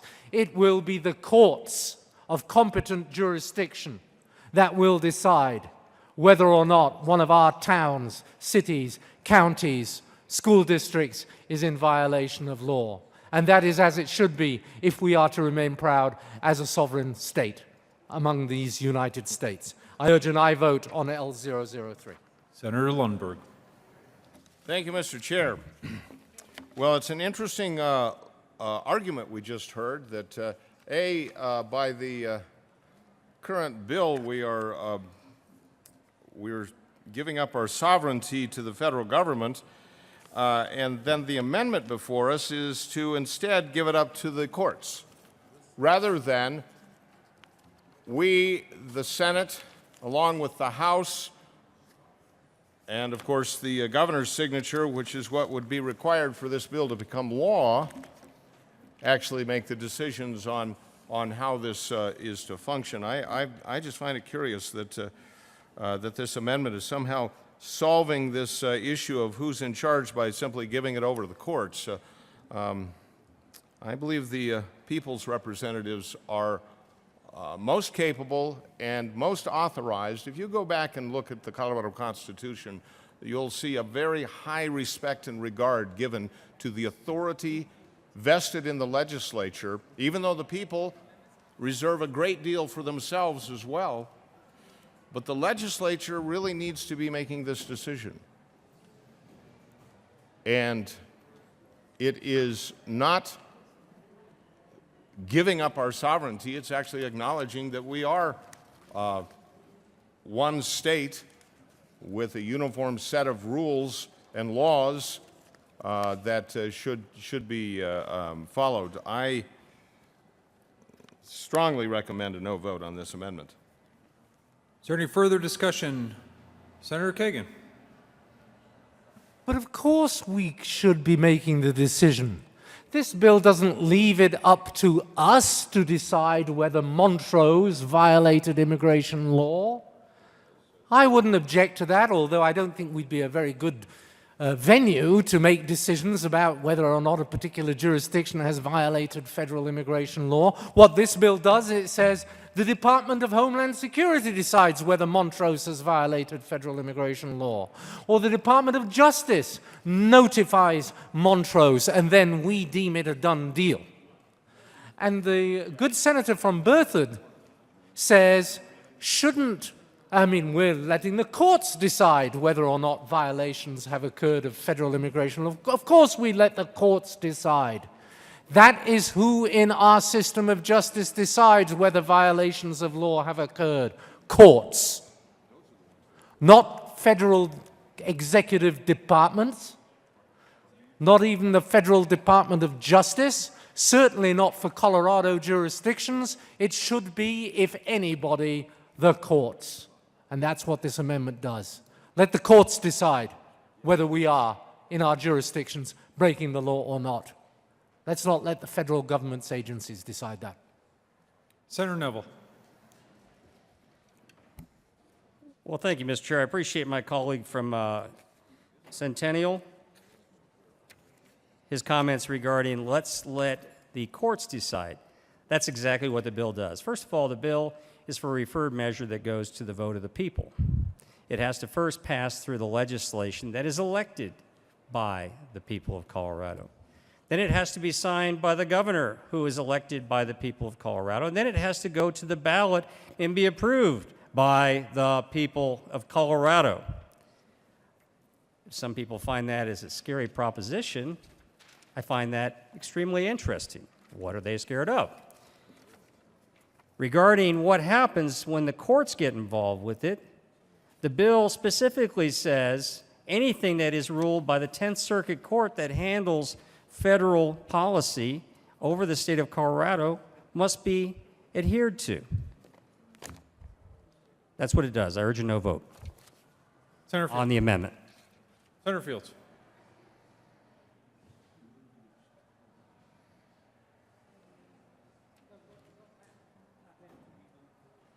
Is there any further discussion on Amendment 3? Seeing none, the motion for the body is the adoption of Senate 3. All those in favor say aye. All those opposed, no. The noes have it. Amendment 3 fails. Is there any further discussion on Senate Bill 220? Senator Fields. Thank you, Mr. Chair. Members, I serve Arapahoe County, Senate District 21, and I proudly serve many immigrant communities. But Senate Bill 220 is a bill that's overreaching.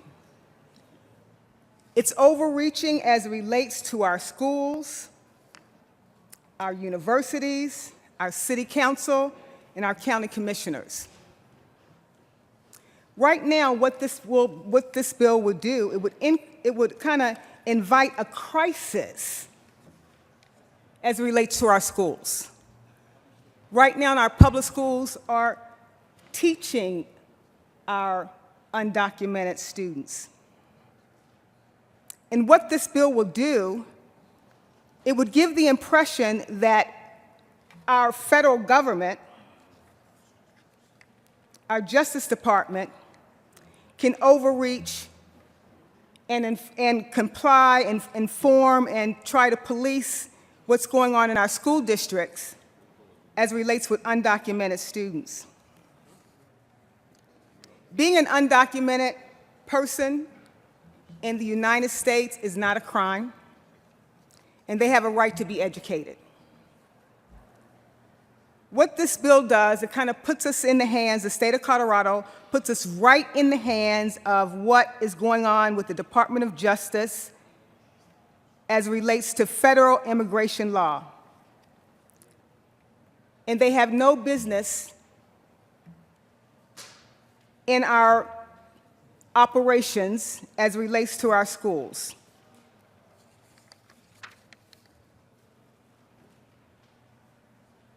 We're going to be manufacturing a crisis if we allow a bill like this to overreach and take away the authority of a school board. School boards have the opportunity right now to make their own decisions. And it doesn't include the compliance with federal immigration laws.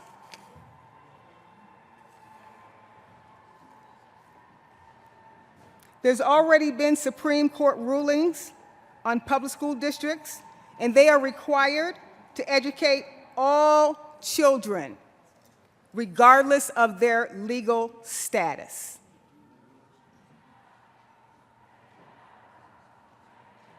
It's just kind of baffling to me that we want to pass legislation that's going to impact thousands of children, thousands of families, maybe for being deported, tearing families apart.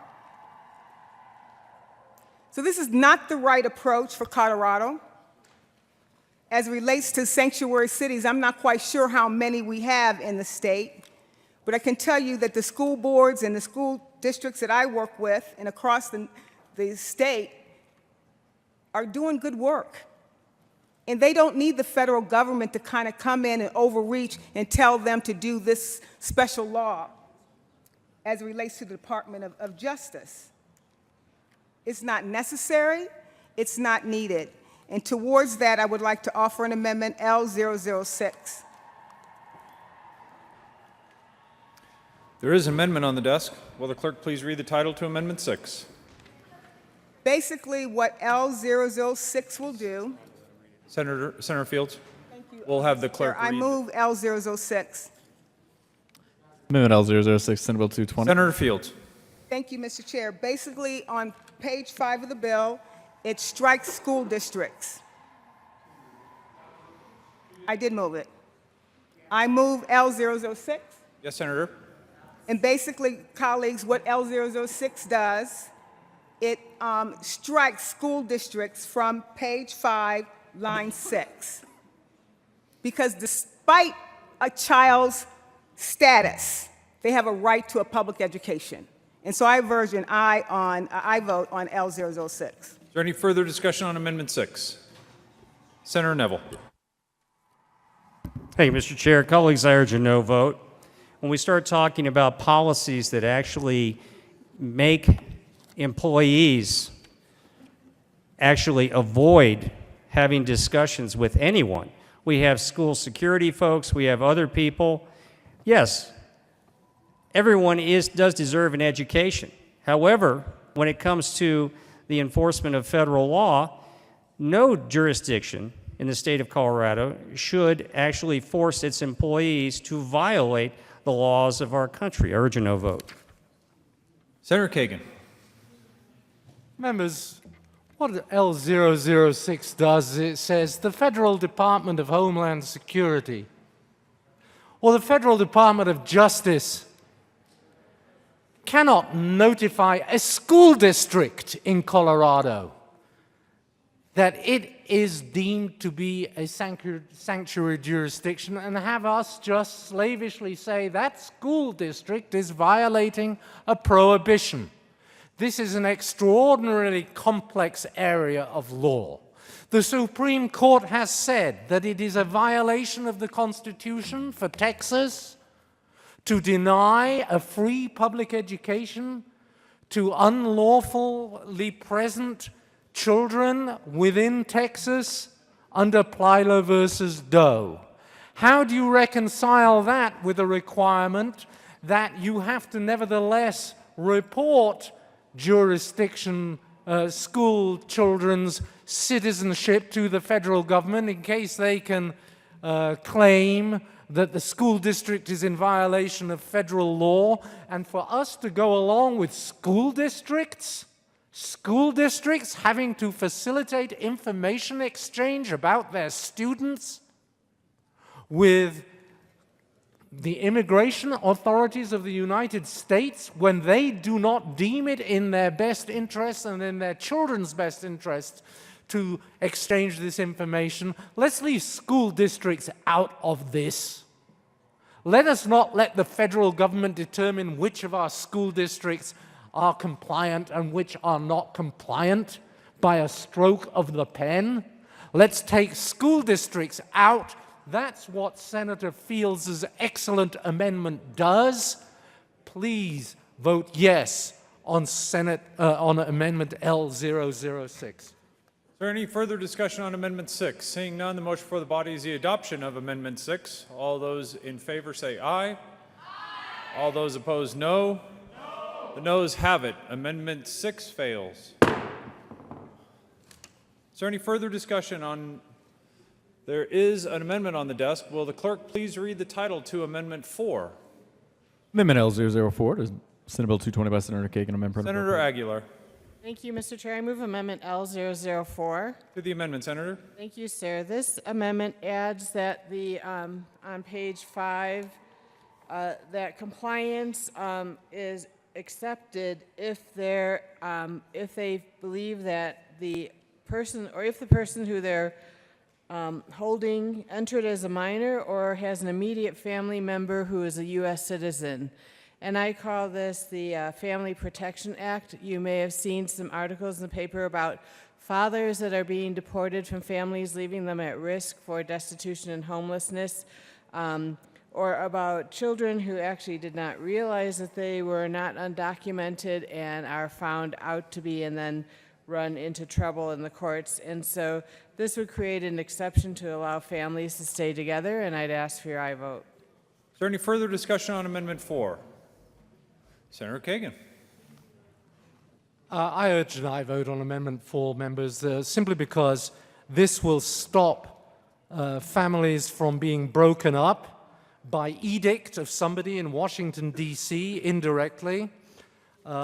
leading to the immediate breakup of families, the immediate deportation, perhaps, of children who were brought here at a young age, not with any of their understanding, and let's protect families, as Senator Aguilar has rightly stated, by passing Amendment L004, I believe? 4. Senator Fields. Thank you, Mr. Chair, and I support L004. And I've had the unfortunate opportunity to talk to families that have been torn apart. And when I think about what this bill does, it's an attack on families, it's an attack on our children, and we need to be doing everything we can to safeguard families and children. We should not be introducing legislation that is overreaching into the affairs that are taking place by certain cities. This is the wrong way. This is not the Colorado way. And there's no reason for us to be introducing a bill like this. Vote aye on Amendment L004. Senator Neville. Thank you, Mr. Chair. Overreaching? Overreaching. I've got it. To the good senator from Aurora, I appreciate that. Overreaching. Is it overreaching when you actually threaten your employees with fines or with actually elimination of their job and their position because they might be following the intent of federal law? That's overreaching. If we didn't have overreaching in these sanctuary cities by those individuals and by those councils and others, we likely would not need this legislation. However, we have overreaching. When it comes to protecting families, how does not applying the laws of our country and allowing people who actually commit crimes to enter back into our communities without any opportunity to allow our federal government to do what it's supposed to do, to enforce the law and eliminate, basically take away those folks out of the community who have actually violated our laws, many of them extremely severely and many of them multiple times. I want you to think about the family of that driver, that King Soopers driver, who lost his life. What about his family? What about the family of the individual who was gunned down on a platform, an RTD platform, by an illegal alien because the city of Denver, or at least partially because the city of Denver, failed to notify Immigration and Customs Enforcement on his release in a timely manner? Colleagues, I agree with the good senator from Aurora. This is about families. This is about the equal application of the law. And this is about protecting those who need protection most. Criminals prey on others. To the point of the bill regarding forcing individuals working for school districts or others to do things. I'll go back to the bill summary. The bill specifies that the state and any political subdivision of the state shall not prohibit or restrict any jurisdiction, official, or employee from sending to or receiving from federal immigration agencies information regarding the citizenship or immigration status of any individual. Shall not prohibit or restrict a jurisdiction from doing any of the following with respect to information regarding the immigration status of any individual: sending information to or requesting the information from federal immigration authorities. This is communication. Maintaining information, exchanging information. Shall not encourage the physical harboring of an illegal immigrant. Colleagues, I think we can all agree that our institutions of learning have a purpose. Let's make sure that our institutions of higher learning, or even our K-12s, actually have the ability to do what they're supposed to do.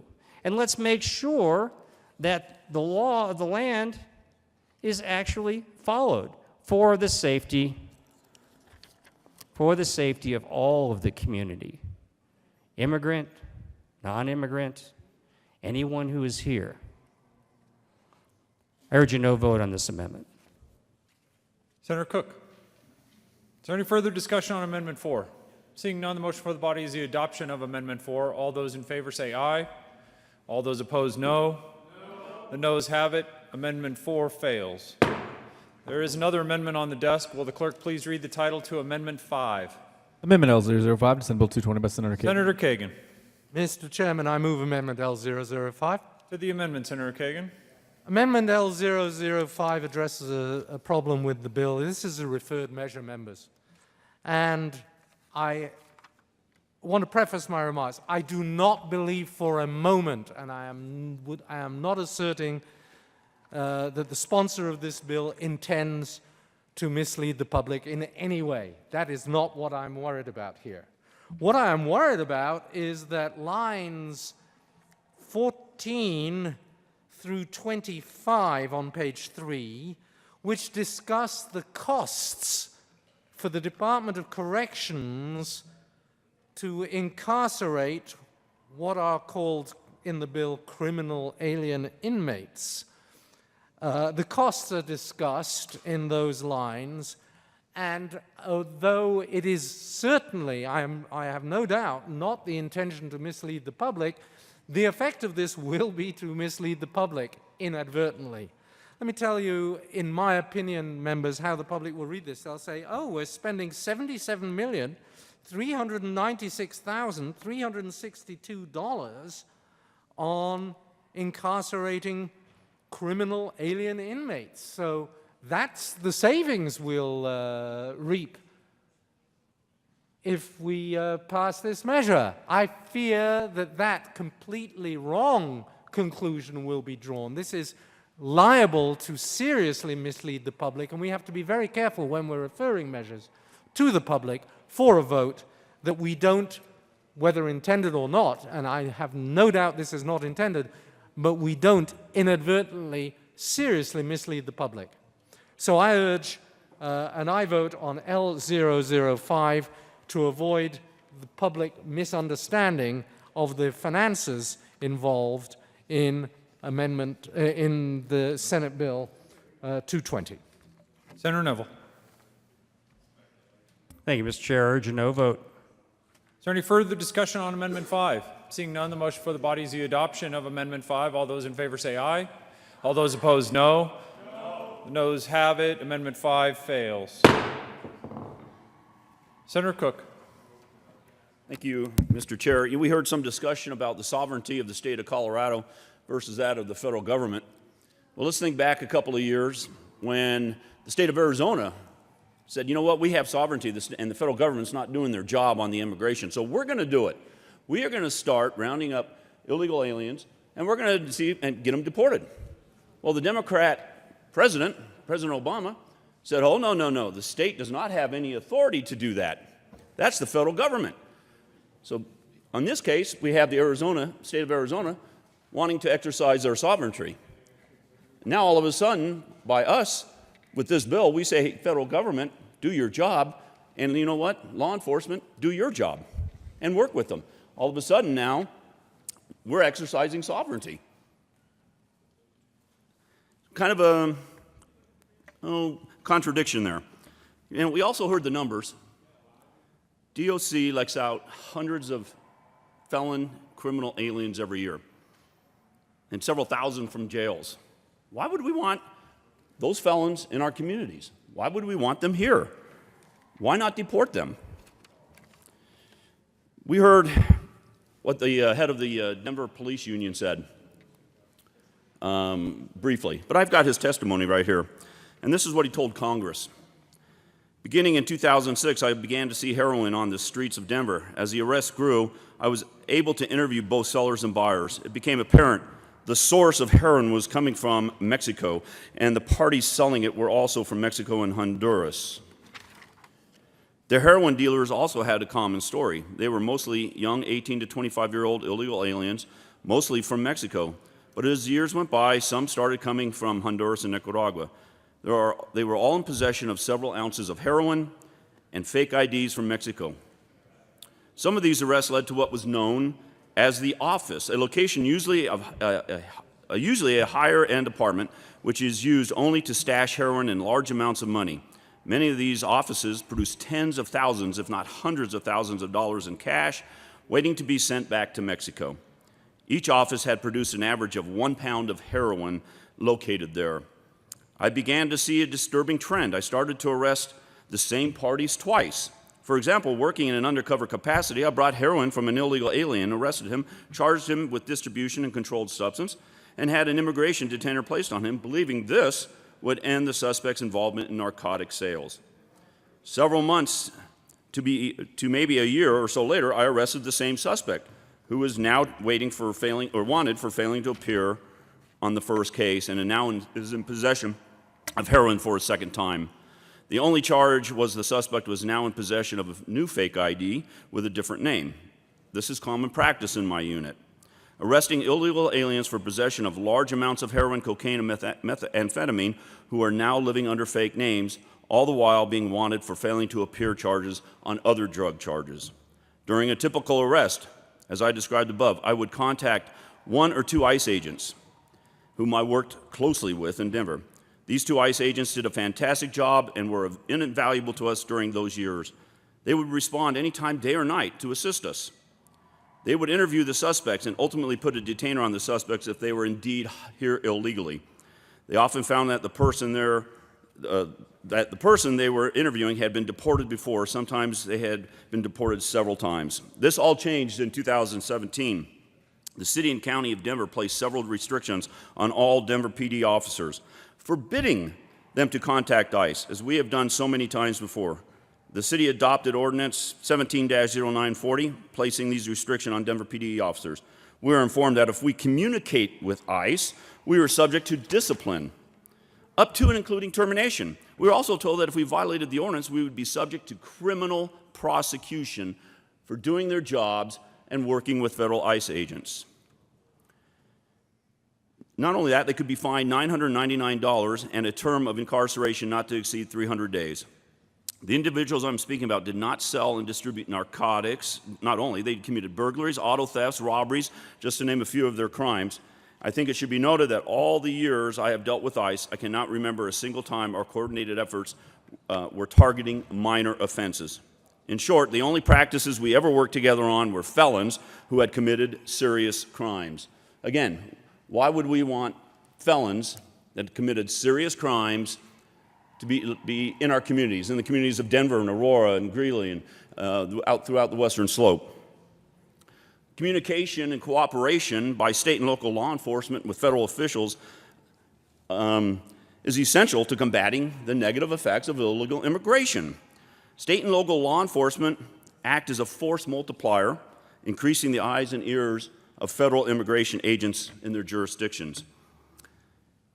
You know, sometimes it's hard to define what exactly is a sanctuary city, but one of the most recent pervasive forms of sanctuary policies are those that prevent or otherwise limit state and local officers' ability to cooperate with U.S. Immigration and Customs Enforcement through the detainer request. Detainers are used to request that the state and local law enforcement either notify ICE that is about to release a criminal alien or to maintain custody of the alien for 48 hours for ICE pickup. ICE detainers are a critical tool created by the federal government to address threats of criminal alien picked up by state and local law enforcement.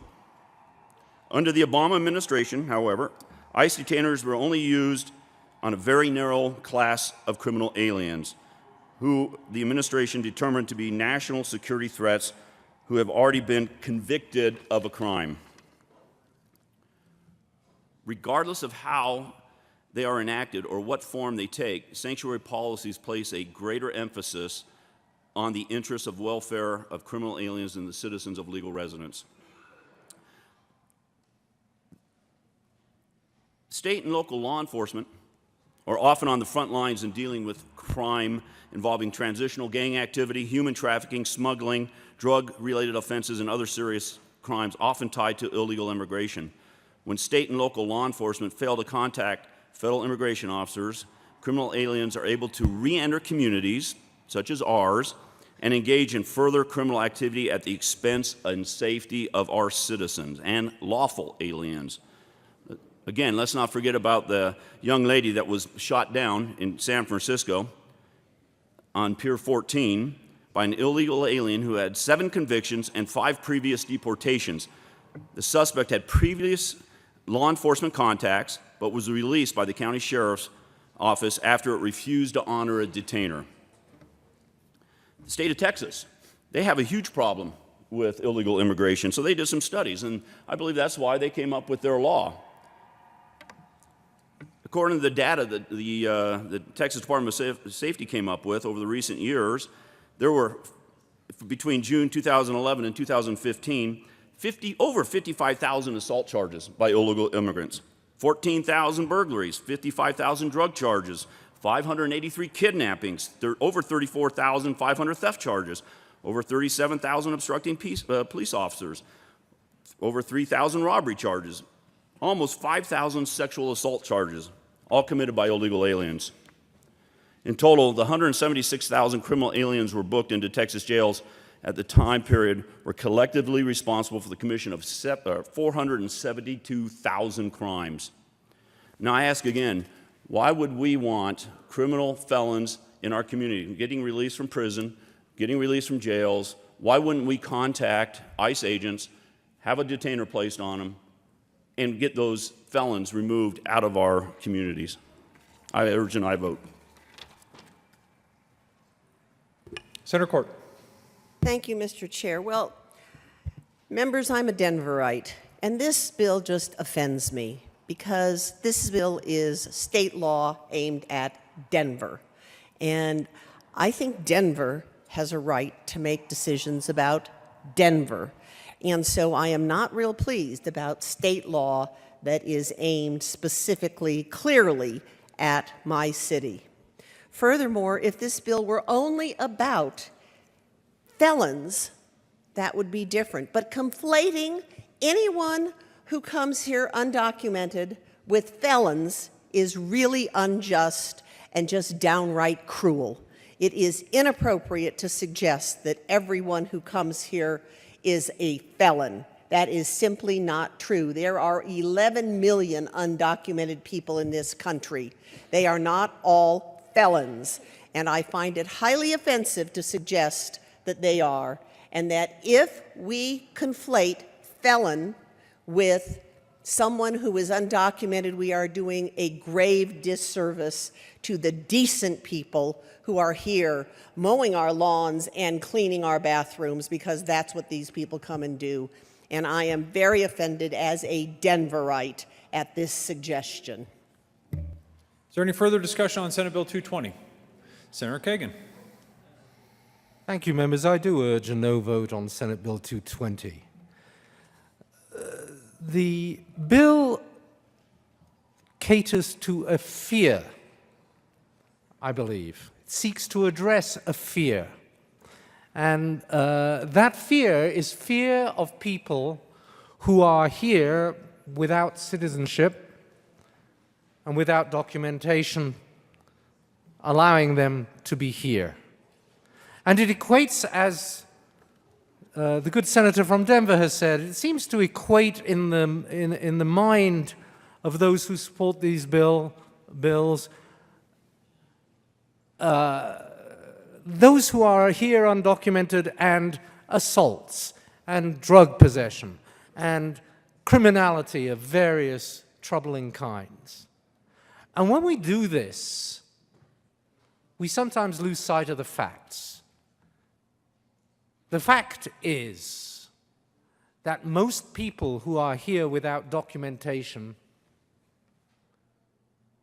keep a low profile, get on with their work, because almost all of them work, and try and keep their heads down and out of trouble. It is very intimidating to exist in this country as one of the 11 million folk who do not have the adequate documentation. The crime rates among that population are lower than the crime rates among the citizenry. So to cater to a fear of those who are here without documentation is simply misplaced. We do not need to fear those folks. We need to fear those who are antisocial, criminally inclined, and actually committing the crimes. Secondly, this bill puts a terrible burden on particularly the sheriffs of our jurisdictions in Colorado. They have a very difficult job. Our sheriffs are charged with keeping the public peace in their counties. They are charged with making sure that when crimes are committed, people cooperate with those sheriffs, come forward, tell the sheriff or their deputies what they know. They seek to be a member of the community that is not feared, but is considered a partner in the effort to reduce crime. And in all this, they seek the cooperation of that part of the population that is undocumented.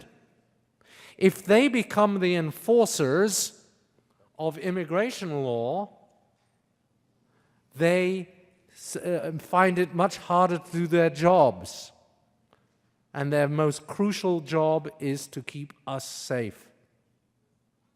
Now, the sheriffs have over the years begged and pleaded with us in the General Assembly not to put them in the untenable position of either holding people beyond their Fourth Amendment right to be held or not held, to not violate the Constitution, and to not inhibit those who do not have documentation to be here from coming forward when they know of criminal activity.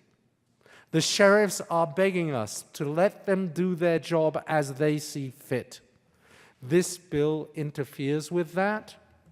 It leaves them vulnerable to being labeled having a prohibited policy at the whim of the Department of Homeland Security or at the whim of the Department of Justice. It puts our sheriffs in an untenable position. So I would ask a no vote on both those bases. Let's not cater to fear. Let's not put the shackles on our sheriffs as to how they do their jobs. Let's vote no to Senate Bill 220. Senator Neville. Thank you, Mr. Chair. Colleagues, as anything else that we do here, I do appreciate the time and the conversation that we've had regarding what I feel is a very important policy. I do want to address one issue, the issue of fear. Trust. I'm not fearful of any individual. What I am fearful is when we actually allow the breakdown, a societal breakdown of the laws that all of our elected officials take an oath and pledge and swear an oath to protect and uphold. And colleagues, we should all be fearful of that. And not only just fearful, we should all also make sure that that does not ever happen. This is not about fear of any specific individuals or population.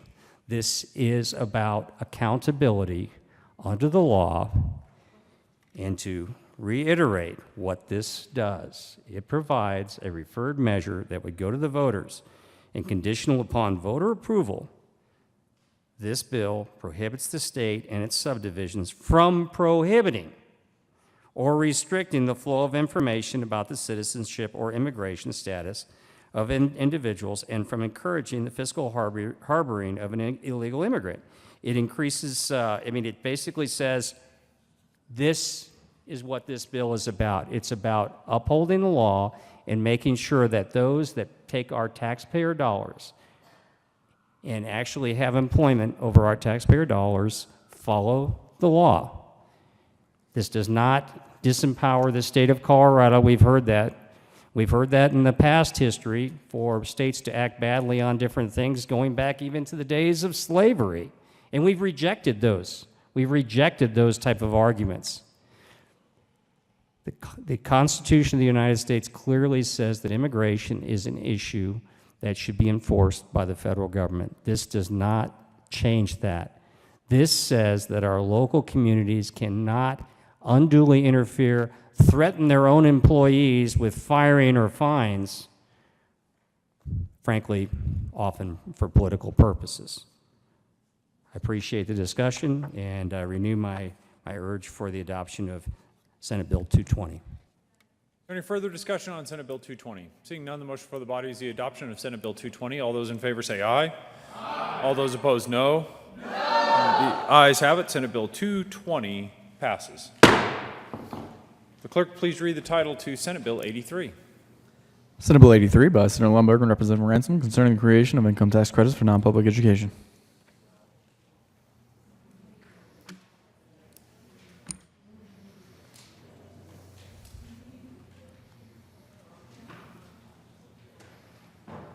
Senator Lundberg. Thank you, Mr. Chair. I move Senate Bill 83 and the Appropriations Committee report. To the committee report, Senator Lundberg. Thank you, Mr. Chair. The Appropriations Committee report acknowledges that the funding requirement from the state of Colorado would decrease in the first year by $51,800,000. I urge its adoption. Is there any discussion on the Appropriations Committee report? Seeing none, all those in favor of the adoption of the committee report, please say aye. Aye. All those opposed, no. No. The ayes have it, and the Appropriations Committee report is adopted. To the bill, Senator Lundberg. Thank you, Mr. Chair. And Mr. Chair, I'm sure you may recall that we've had discussions on this legislation in previous years. It is a substantial empowerment of parents, and it's designed to give students here in the state of Colorado the maximum opportunities for the best education for themselves. I urge its adoption. Is there any further discussion on Senate Bill 83? Seeing none. Senator Court. Thank you, Mr. Chair. Colleagues, this is vouchers by a different name. That's what this is.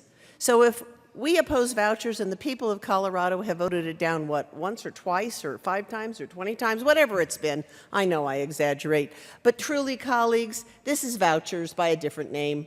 And we know Coloradans oppose vouchers, so I urge a no vote.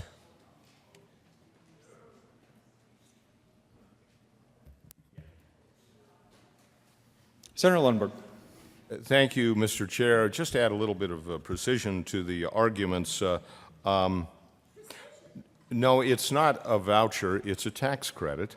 But the people of Colorado did have a vote on vouchers, and if I recall correctly, it was in I want to say it was 1992, which would put it 26 years ago, about a quarter century ago, was actually a rather interesting debate and discussion. I do remember that as being a citizen who did support that. But in fact, this is not a voucher, because a voucher is when the state of Colorado writes from the Treasury, from the general fund, a check to somebody or some school. In the case of because Senate Bill 83 deals with both students migrating from public school to private school and from public school to homeschool. The difference is very big, because a voucher as I say, is money coming from the state's treasury to individuals or organizations within the state. A tax credit, on the other hand, is the citizen keeping their own money and using it as they see best, rather than it being put in the treasury for the state. And courts have, on repeated occasions, for educational tax credits, acknowledged that there is a qualitative difference in this, and the distinction really boils down to whether or not it's the state's money and therefore it is going towards this, or whether it's the individual's money. It is, in fact, the individual's money when it's a tax credit, and that makes this a much more straightforward program. The result is similar in the sense that the best educational options are available for every family. And by my understanding, that's what we're aiming towards, is giving every student in the state of Colorado the greatest opportunity to move forward and thrive. You know, just last week, actually the last time we met on Friday, we had Homeschool Day at the Capitol, and that's one sector within our state that would be greatly encouraged and by Senate Bill 83. Again, I could go on and on. We have in the past. I'm not really inviting that, but I would ask for its favorable adoption. Senate Bill 83. Thank you very much. Is there any further discussion on Senate Bill 83? Senator Merrifield. Thank you, Mr. Chairman. Same verse over again. So I'm not going to be very long here talking about the many, many, many reasons why this is a bad bill. Quoting Senator King, Keith King, who used to love to describe a bill that he didn't like. It's a bad bill. This is a bad bill. And talk about splitting hairs. Actually, I gave up talking about splitting hairs a number of years ago because it doesn't seem to fit. But in this case, it really does. We're splitting hairs. It's money that's going to be taken away from the public schools. It's money that we desperately need. As you know, we have been underfunding our public schools for a number of years now. And why don't you ask the hundreds of teachers who are out there demonstrating for support for public education, whether they feel that it's not a voucher. It's a tax credit, so that makes it okay. I'm sorry, it does not make it okay. The results are still the same. We cut again and make a smaller pot out of an already too small, minuscule pot.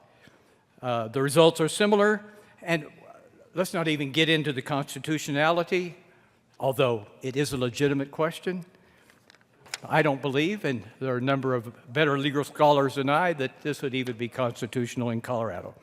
Therefore, if you hadn't guessed, I urge a no vote. Is there any further discussion on Senate Bill 83? Senator Kerr. Thank you, Mr. Chair, and I rise in opposition to this bill. I want to talk a little bit about the economics of it. Probably should have come up to talk about it on the Appropriations Committee report, but I had not yet been inspired by the senator from Denver to come down and at that point. But I am so inspired at this point. The economics in the Appropriations Committee report, I think it says something like $51 million more in our coffers because of students leaving the public education system and moving over to the private education system. Just to be clear, that would be if all of these students came from one or two or a handful of schools or maybe one school district, and then that school district or those schools could just shut down because all of their students weren't there and that school was no longer needed. But what's going to happen is that there will be a student from this school, maybe two students from that school, a couple of students from this district, a few students from that district, And that's where the quote-unquote $51 million in savings is coming from. No teachers outright get laid off. No schools get shut down because it's just skimming a little bit off the top. It's just a few students here, a few students there. And so when you're not shutting down a school, when you're not laying off teachers, you're not actually achieving those savings at the state level. Now, districts are going, schools and districts are going to have to scramble to, if they have a particular school that ends up losing a lot of students, they're going to have to figure that out. And there might be a school closed down here or there, or a teacher laid off here or there. But it will not happen the way the fiscal note says. The other economic lesson out of this, that if I were the owner or operator of a private school, is knowing that the people who are interested in sending their children to my school now are going to have additional funds available. And I simply have to raise my prices for my private school to meet the new demand that I have. And so if you do actually believe that $51 million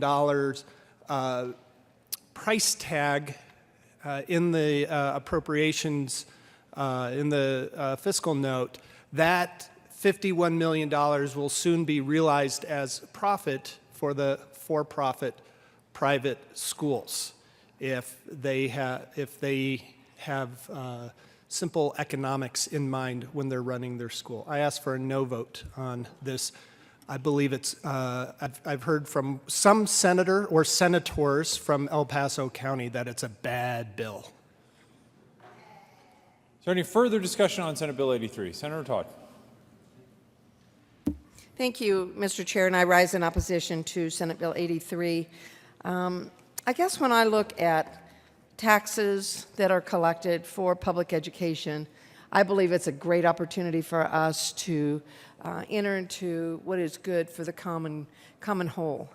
I no longer have children in school, but I want my taxes to be committed to and invested in quality education for all children.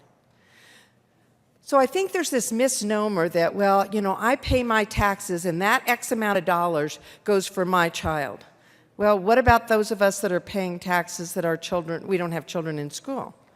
What about a singling out a pocket of money that says, well, I'm going to take my money and go take care of it, you know, for my roads, for my bridges, for my schools, for my fire. The less we look at what is good for the common good of the state of our nation and our nation, I think it becomes even more divisive. I'm concerned that we get into this idea that it's my money, I want to spend it the way I want to. This is a matter of investing in education for all children in Colorado. Therefore, I urge a no vote on Senate Bill 83. Senator Lundberg. Thank you, Mr. Chair. I appreciate the comments that have been made. I think it makes it pretty clear that we do have a choice before us with Senate Bill 83. This is a bill that supports the prerogative of parents to choose what is best for their children and goes a step further by actually giving an incentive to choose the more cost-effective mechanism, therefore for giving the state of Colorado greater flexibility with the funds we do have, the revenues that we do enjoy.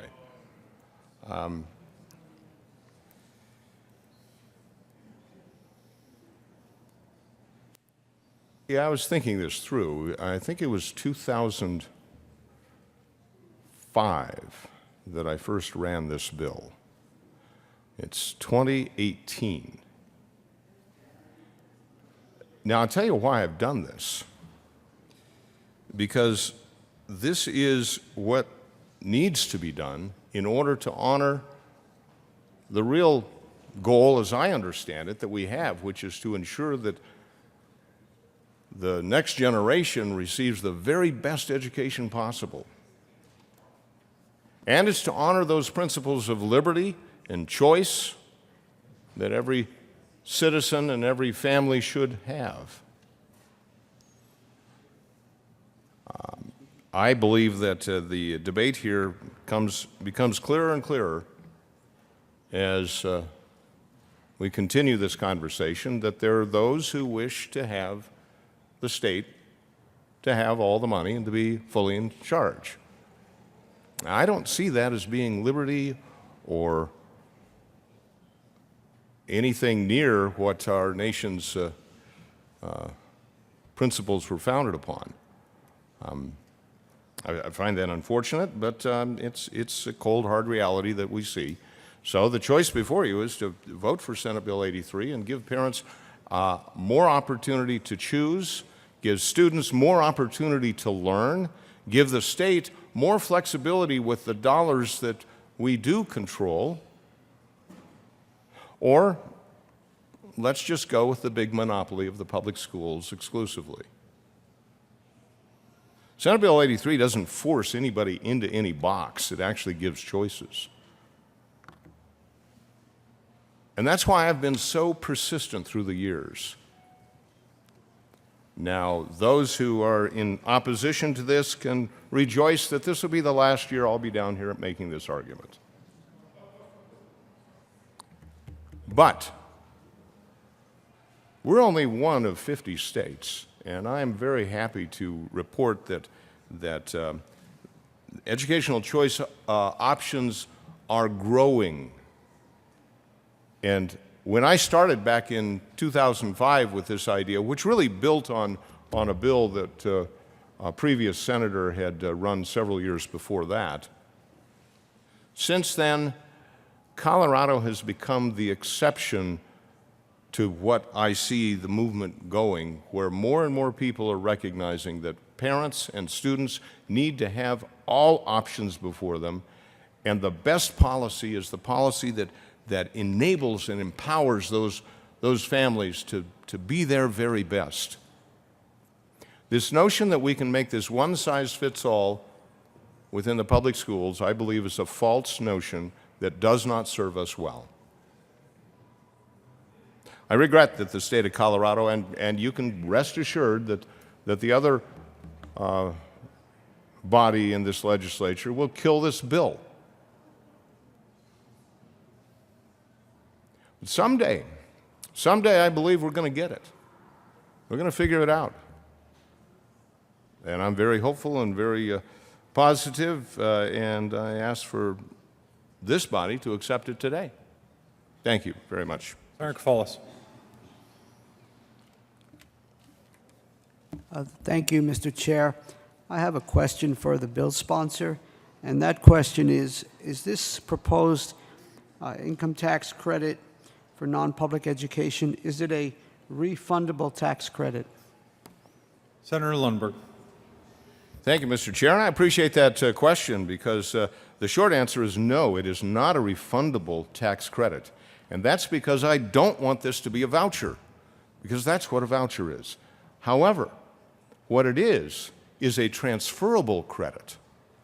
So anyone, whether or not they have a tax liability, can actually enjoy this by moving it to another taxpayer, basically selling your tax credit to someone who does have that tax liability. It keeps it on the private side. This happens all the time with a lot of tax credits that we do have in place. So no, it is not a refundable tax credit. Yes, it is a transferable tax credit. So the same thing is accomplished as far as every family having full access to the credit, but it happens on the private side, which is a notion I happen to agree with a great deal anyway. Private enterprise is a good thing, and it can work here too. Senator Kafalis. Thank you, Mr. Chair, and thank you, Senator from Berthoud.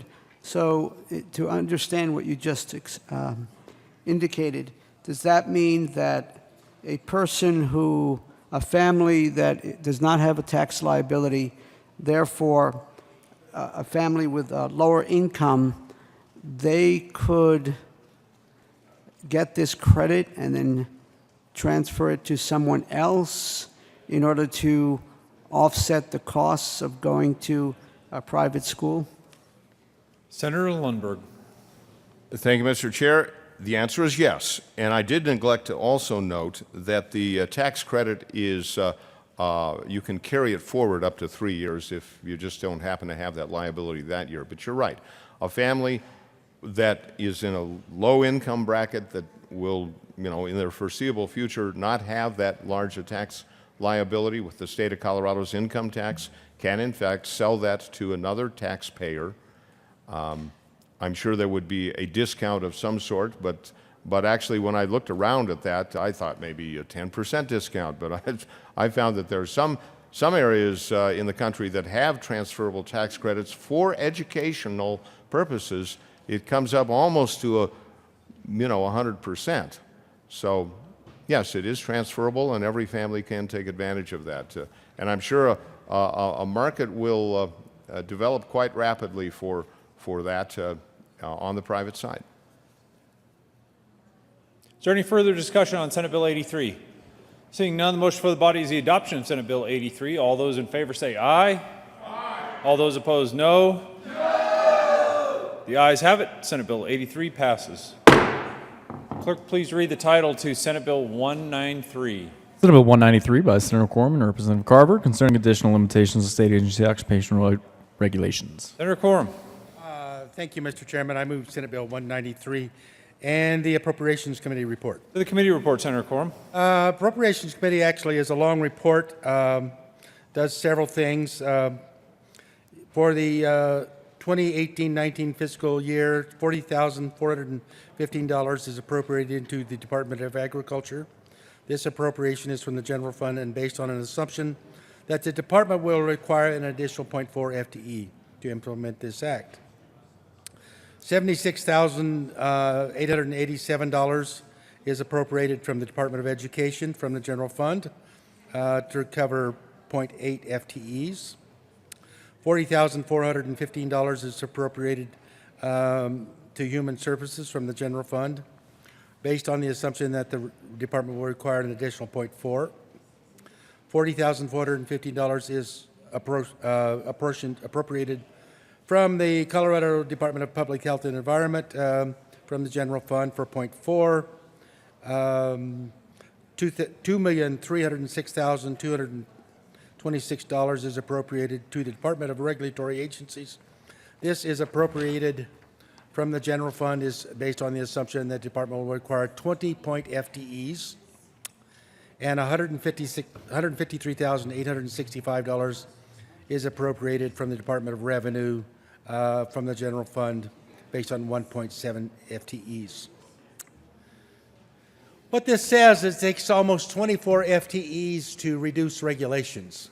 And I think we have a lot of situations in Colorado where a license may not be required. I think it is, it actually interferes with work. And I think I'm going to refer to page 7, line 3. And I think this is the meat of the bill. It says a person may file a petition with an agency requesting the repeal of amendment or the cessation of administration of an occupational regulation promulgated or administered by that agency on the grounds that the occupational regulations does not conform to the standards set forth in section 24.4.304.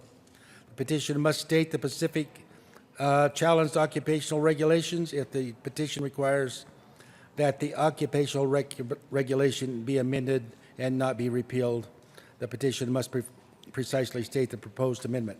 And I have talked to Dora on this, and we are in agreement that there are some regulations that probably should not be subject to licensure. I actually asked that we not run those amendments now, because I wanted to talk about regulations themselves. Frankly, I don't think it should take 24 new employees to have less regulations. So I chose not to run amendments saying what those would be. I'm going to ask you for an aye vote, and I think we'll take care of those regulations in the other body and ask for an aye vote. Is there any discussion on the Appropriations Committee report? Seeing none, the motion for the body is the adoption of the Appropriations Committee report. All those in favor say aye. Aye. All those opposed, no. The ayes have it. The Appropriations Committee report is adopted. Is there any further discussion on Senate Bill 193? Senator Court. Thank you, Mr. Chair.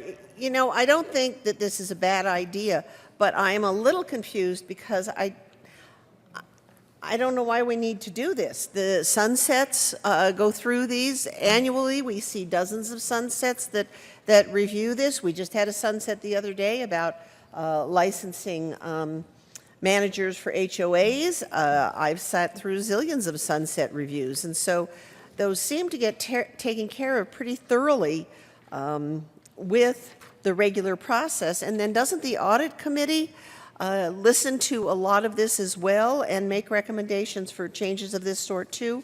I'm just not sure that we need to have, as the good senator from Montrose acknowledges, nearly 24 new FTEs and an expenditure of over $2 million to make this happen. I think it happens anyway. So I'm just not certain we need this.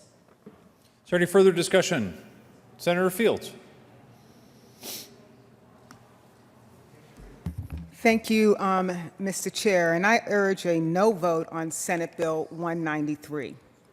And the reason I urge a no vote, because as a consumer, I want to make sure that we have the most highest qualified person to do the work. And when you eliminate standards, then that has an impact not only on the worker, but on the work that's being done.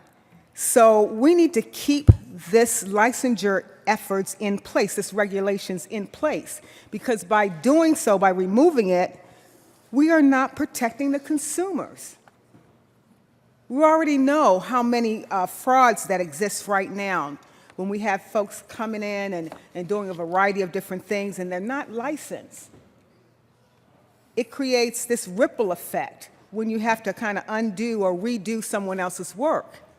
We need to make sure that we're hiring the most qualified person to do this work. So licensures and protecting the worker and the consumer is important. And the way we do that is to ensure that there is standards as it relates to professional training to deliver the kind of work that needs to be done. If you take away the licensure, you're putting a lot of people at risk. You're putting a lot of people in danger. We do need to have training and oversight of these occupations. And it's not contributing to any kind of barriers right now. It's working. It's been in place for a very long time, and it ensures public safety and it protects consumers. So why we would want to sunset this and to limit the state's occupational regulations over these occupations is just not good for Colorado. It's not good for public safety, and it's not good for consumers. So I urge a no vote on Senate Bill 193. Senator Quorum. Thank you, Mr. Chairman, and thank you, my friend from Aurora. This is not a blanket elimination of regulations. It is going back to say that some of these regulations may be redundant and not necessary. And frankly, Angie's List may do a better job than some of these licenses that don't amount to anything. So I would ask for an aye vote. Is there any further discussion on Senate Bill 193? Senator Kagan. Thank you, members. I urge a no vote on Senate Bill 193. This is a highly duplicative bill. Every single rule that has been promulgated by every agency in the state of Colorado is reviewed every year by the Office of Legislative Legal Services and then referred to the Legislative Legal Services Committee to make sure that the rule is within the statutory authority of the department that promulgated that rule. If it's a licensure rule, then it has to be something that we, the General Assembly, said should be licensed. If it's a registration rule, then it has to be one that we, the General Assembly, authorize them to require registration for. We do this. To do it all over again in a different division every year and hire 23 people to do it is in my view and in the view of many, I hope, red tape at its worst. So let's not put this additional layer of bureaucracy over our existing rule review process that is very effective and is completely controlled by us here in the General Assembly. If there's a rule we don't want to extend, it will come before us. If there's a rule that we think was improvidently granted authority for, we can always repeal it. We can always repeal the authority. All those things are within our purview. This is unnecessary, expensive, burdensome, and duplicative. Please vote no on Senate Bill 193. Any further discussion on Senate Bill 193? Seeing none, the motion for the body is the adoption of Senate Bill 193. All those in favor say aye. Aye. All those opposed, no. The ayes have it. Senate Bill 193 passes. Majority Leader Holbert. Thank you, Mr. Chairman. I move to lay over Senate Bill 61 to the end of the second reading calendar.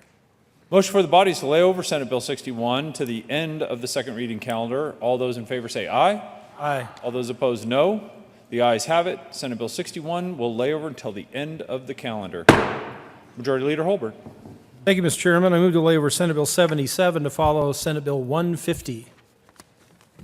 Motion for the body is to lay over Senate Bill 77 to follow Senate Bill 150 on the calendar. All those in favor say aye. Aye. All those opposed, no. The ayes have it. Sure. Senate Bill Senate Bill 77 will lay over to follow Senate Bill 150. 150. Will the clerk please read the title to Senate Bill 150? Senate Bill 150 by Senators Finberg and Lumberg concerning measures to facilitate voter registration of individuals in the criminal justice system. Well, Senator Lundberg. thank you, Mr. Chair. We move Senate Bill 150 and the State Veterans and Military Affairs Committee report and the Appropriations Committee reports. Thank you, Senator. To the State Veterans and Military Affairs Committee report. Okay, thank you, Mr. Chair. The committee report was actually just making a few adjustments on the terminology. Strike release, substitute discharge, strike community parole officer releasing the individual, substitute division of adult parole. It was simply adjusting the language for the comfort of some of the interested parties. But in the committee, there was overall support and interest from really everybody involved, as I recall. Is there any further discussion on the committee report? Seeing none, the motion for the body is the adoption of the State Veterans and Military Affairs Committee report. All those in favor say aye. All those opposed, no. The ayes have it. The State Veterans and Military Affairs Committee report is adopted. To the Appropriations Committee report, Senator. Thank you, Mr. Chair, and maybe I should explain just a little bit. This bill is concerning allowing parole officers to help a prisoner coming out of the corrections system to re-register to vote. If you're a felon, you don't vote. But once you've served your time here in the state of Colorado, you are a voting citizen again. And this is authorizing and facilitating the process so the parole officer can help them on their way on that. And in Appropriations Committee, there were some dollars involved for the system, and therefore we appropriated, I believe it was $95,555 for technical stuff and $89,600. Let's see, get this right here. to the Department of Corrections. Is there any further discussion on the Appropriations Committee report? Seeing none, the motion before the body is the adoption of the Appropriations Committee report. All those in favor say aye. Aye. All those opposed, no. The ayes have it. The Appropriations Committee report is adopted. To the bill, Senator Fenberg. Thank you, Mr. Chair. Members, this is a bill that's essentially about two things. Number one, it's about the very serious issue of election security. And then number two, it's about the maybe slightly less serious, but definitely more mundane issue of list maintenance when it comes to our election system. As my colleague here mentioned, this is about creating clarity and reducing confusion for folks who have served a sentence for a felony, and under current law, those are people that are not allowed to vote while they're serving that sentence. Part of the confusion comes from the fact that the definition of sentence includes the time that they spend on parole. And so when they get out of incarceration, they're still technically serving that sentence, and that means they're not allowed to register to vote or vote. However, it's very confusing for them, for political campaigns, for even election administrators sometimes mess up on this and forget that just because you're out there walking on the streets doesn't mean you're done totally serving your time. So what this does is it actually allows a process for allowing one of those individuals who gets out of prison, is still on parole, to do something that we refer to in other areas of law as pre-registration. So this basically says that they can pre-register when they're still serving that parole portion of their sentence, and then when they are done serving it, their registration will automatically activate. The reason why this is important is because oftentimes people accidentally register to vote and maybe even vote before they are actually allowed to. And those are people that I would argue are doing it without any malintent, but the system isn't set up in a way that really makes sure that it's clear, and in our list swapping and list maintenance can sometimes be a little clunky. So what this does is it allows someone to have a new category in the SCORE voter registration system as a pre-registrant, and ensures that there's regular and adequate list comparison and maintenance between Department of Corrections as well as the Secretary of State's office for the voter registration list. And so what that results in is a system that we know more likely than we currently do when someone shouldn't be voting, but we also have a system where we are allowing someone who has served their time and earned that right to vote again, that they're actually allowed to participate in the process and make their voice heard. So this is a good bill for election integrity as well as election security, and I think it's the fair and accessible thing to do for our democratic process. Senator Lundberg. Thank you, Mr. Chair. Simply add that it was the Secretary of State's office that brought this idea before us initially, at least for myself, because they saw the need to add this clarity and process. Ask for an aye vote. Is there any further discussion on Senate Bill 150? Seeing none, the motion for the body is the adoption of Senate Bill 150. All those in favor say aye. Aye. All those opposed, no. The ayes have it. Senate Bill 150 passes. The clerk please read the title to Senate Bill 77. Senate Bill 77 by Senator Crowder and Representatives Ryer and Valdez concerning estate sales and use tax exemption for used motor vehicles. Senator Crowder. Thank you, Mr. Chair. I'd also like to move Senate Bill 77 as well as the Finance as well as Appropriation Committee report. To the Finance Committee report, Senator Crowder. Sir, the Finance Committee report basically put an amendment there to exempt storage use and consumption of vehicles to actually, one second. What? Stand by. Message from the minority or majority leader. Majority Leader Holbert. Thank you, Mr. Chairman. I move to lay over the balance of the second reading calendar to Tuesday, April 17th. Motion for the body is to lay over the balance of the second reading calendar until Tuesday, April 17th. All those in favor say aye. All those opposed, no. The ayes have it. We'll lay over the balance of the calendar until Tuesday, April 17th. Majority Leader Holbert. Thank you, Mr. Chairman. I move the committee rise and report. Motion for the body is to rise and report. All those in favor say aye. All those opposed, no. The ayes have it. We will rise and report.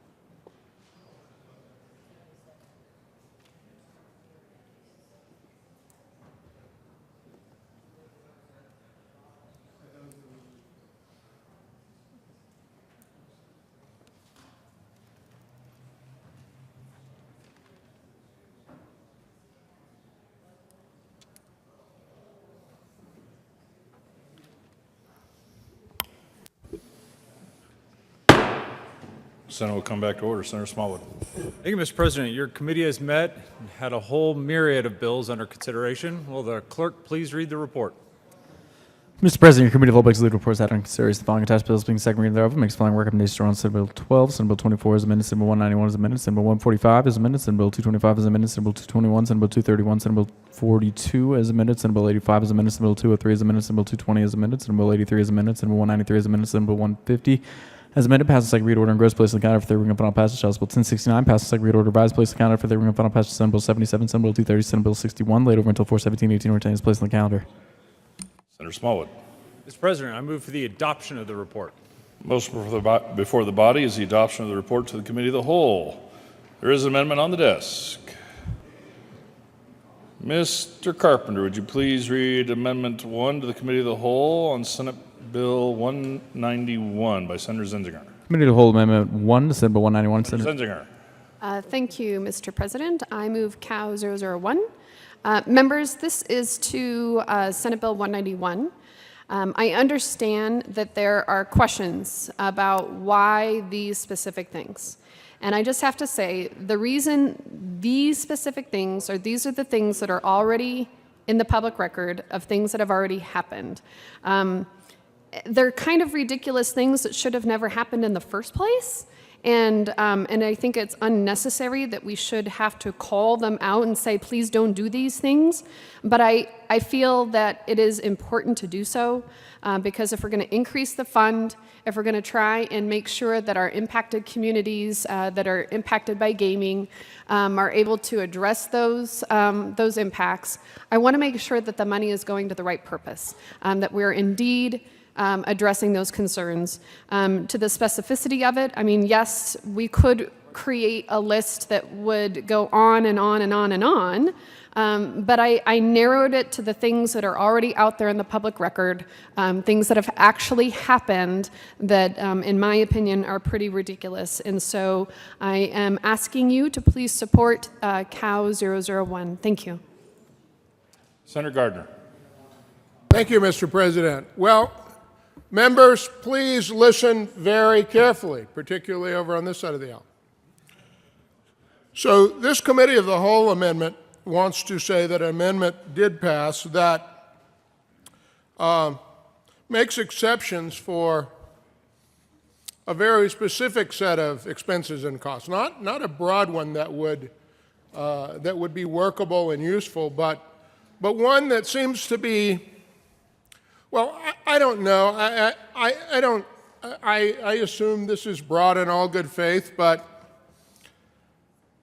it seems to be politically charged. So I'm going to urge a no vote on this, except if you happen to be a person who doesn't want a piece of mail sent to your district that says that you're in favor of religious paintings incorporating the likeness of elected officials or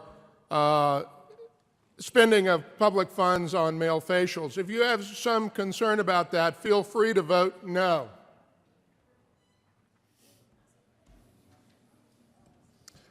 Is there any further discussion? Seeing none, the motion before the body is the adoption of Committee of the Whole Amendment 1 to Senate Bill 191. Are there any no votes? Senator Lundberg? An easy yes vote. With 35 ayes, there are noes, there are absent, 0 excused. Committee of the Whole Amendment 1 to Senate Bill 191 is adopted.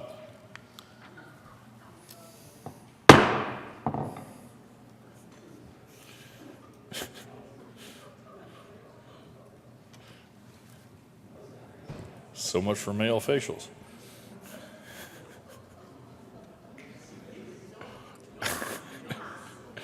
Mr. Carpenter, would you please read Committee of the Whole Amendment 1 to Senate Bill 85 by Senator Todd?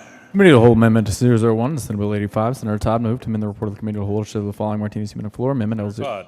Thank you, Mr. President. And I move COW 001 to Senate Bill 85. And with this amendment, I know there was some confusion that when when I moved the bill and the amendment, and I said vote yes, vote no. And so I know there was some confusion about that. But basically what this is saying is that L006 did not pass. There was some confusion with that in terms of talking about what special services are and special service providers are. And so I think when we look at that, and I went out and spoke to hundreds of teachers who are here visiting our Capitol today, and asked them if they are a speech pathologist, if they consider themselves to be an educator, and they said, well, yeah. And I said, and physical therapists, do you consider yourselves to be an educator? Yes. Special ed teachers, special ed providers, do you consider yourselves to be an educator? Yes. That's what special services are about. It is about making sure that our children in the rural districts are not shortchanged, are not being turned away from opportunities for early diagnosis and treatment and intervention. So with that, I would urge an aye vote on the cow that says L006, taking special services away, is not the way to go. Thank you. Senator Zinzinger. Thank you, Mr. President. I would also like to encourage an aye vote on this. So the way that the statutes read is that many school districts can't afford to provide these kinds of special services as members of their staff. So they don't actually have the funds to be able to hire a full-time speech pathologist to be on their staff. So what they do is they contract it out. And they're contracted out through what are called special services. That's why it's called that. But what they do is they actually provide special services that are related to the education of that child. They're related to how that child learns. And they're specialized services because these are individuals who have to go in really deep and get a deep level of education in addition to their regular general studies about education. So they're not a generalist, they're not a third grade teacher, they're not a 7th grade language arts teacher. What they are is they are a specialist that looks at very complicated things that an ordinary teacher like me, for example, would not know how to handle in my classroom. I wouldn't know how to handle a student who is on an IEP, who has issues with speech pathology, and how to teach them how to read differently than the way that I'm teaching my other students to read. And so what this bill does, and what the amendment does, is it says, yes, we can continue to support not only teachers to make sure that we are supporting them in these rural areas, but that we are also supporting the specialists, the service providers that provide that little bit of extra specialized support. Because the problem that we have right now is that these rural communities do not have them. And we're trying to get them into the communities. We're trying to support them a little bit better. We're trying to incentivize them, which is what the bill does, is it creates an incentive. Now, the money goes directly to the student teacher, directly to the student who is providing the specialized services.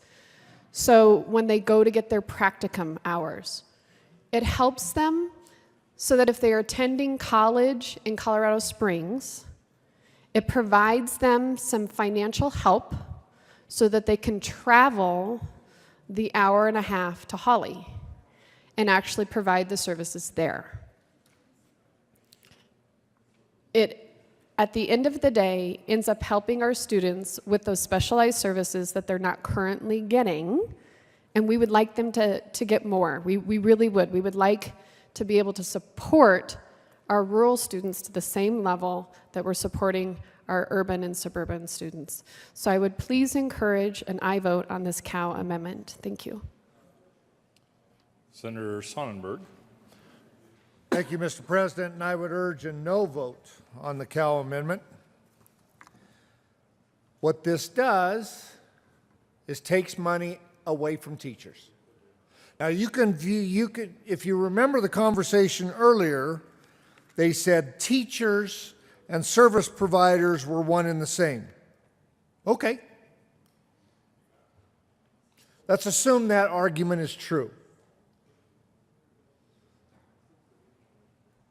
To give money to teachers or service providers that actually aren't employed by the schools doesn't make sense to me from rural Colorado. From the guy that represents those rural schools where these third parties set up,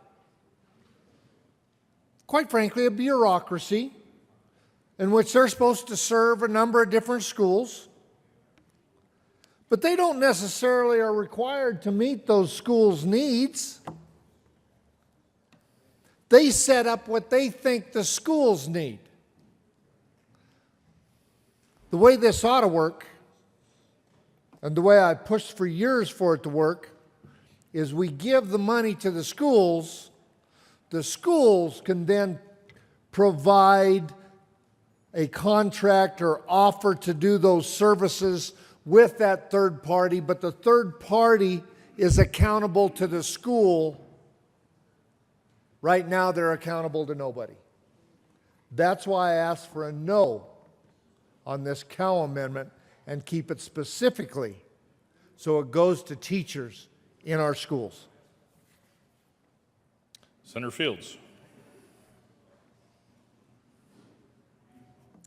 Thank you, Mr. President. And I urge and I vote on this Cal Amendment 001 because I believe that every child in the state of Colorado deserves a quality education. And what we're doing in this bill, Senate Bill 85, without this amendment, is we're creating winners and losers. And I believe that our kids that are in rural schools deserve to have the appropriate resources that they need to train and develop kids that might not have the average ability as it relates to whatever circumstances that they're dealing with. So, for example, if someone needs special attention, where you can contract someone to provide that social services, why would we deny a child in an urban environment or a rural environment that opportunity? Why not provide them with the services that they need so that they can succeed? By striking out this term as it relates to special services providers creates a gap in the development of that child's learning. It makes them harder to compete maybe when they graduate from high school and they're not adequately prepared for college. We want our kids in rural settings to have the same opportunity as every student across the state.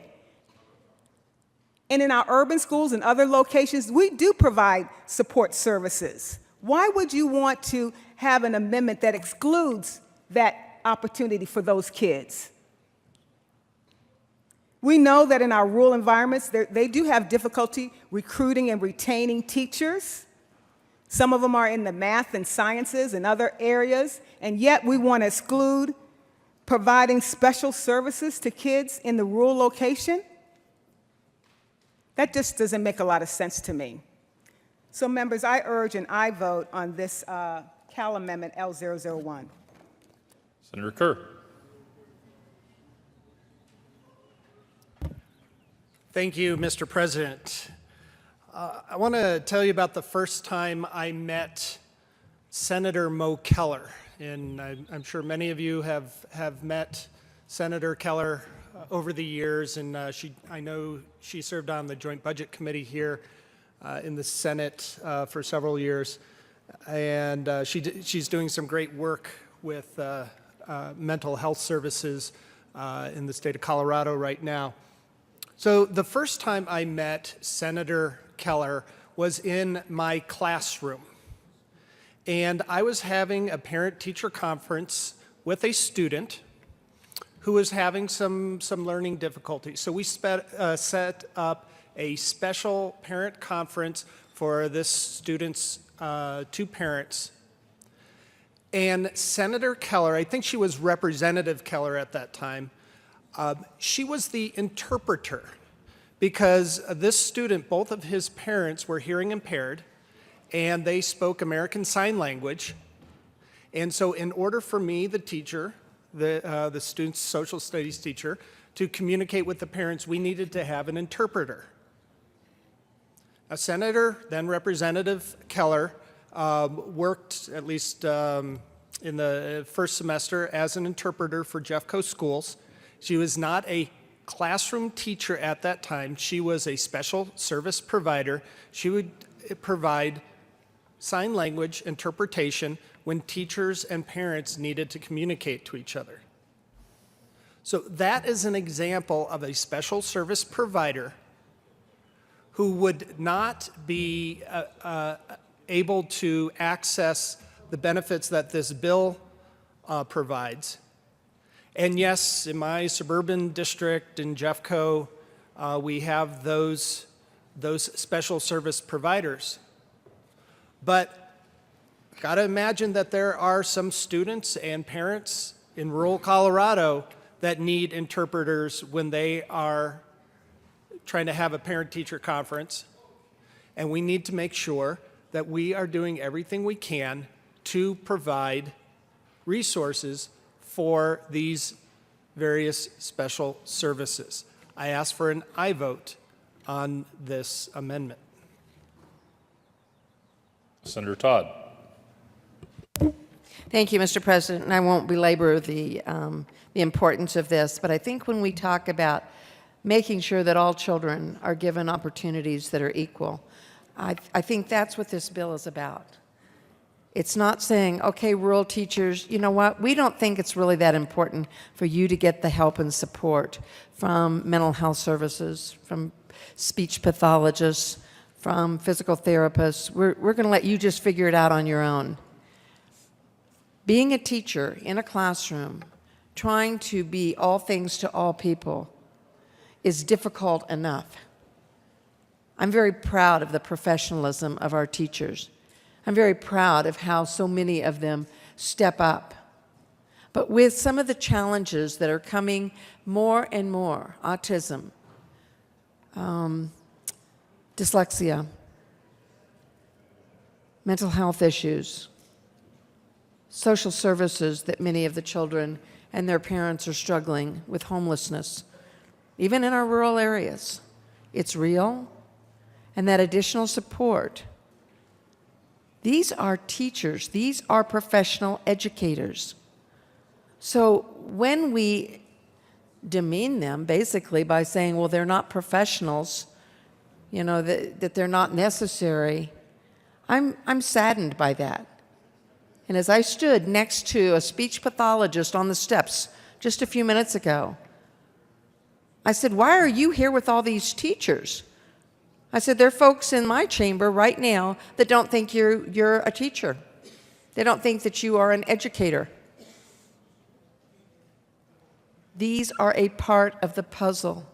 This is a part of making sure that we are able to reach out. It doesn't take away from teachers. What it does is it helps give that additional support. We have many children that need that additional support. Why would we deny our rural children from those opportunities? If someone is willing to do their education, go to the rural area and student teach, and then stay there for 3 years, all the better.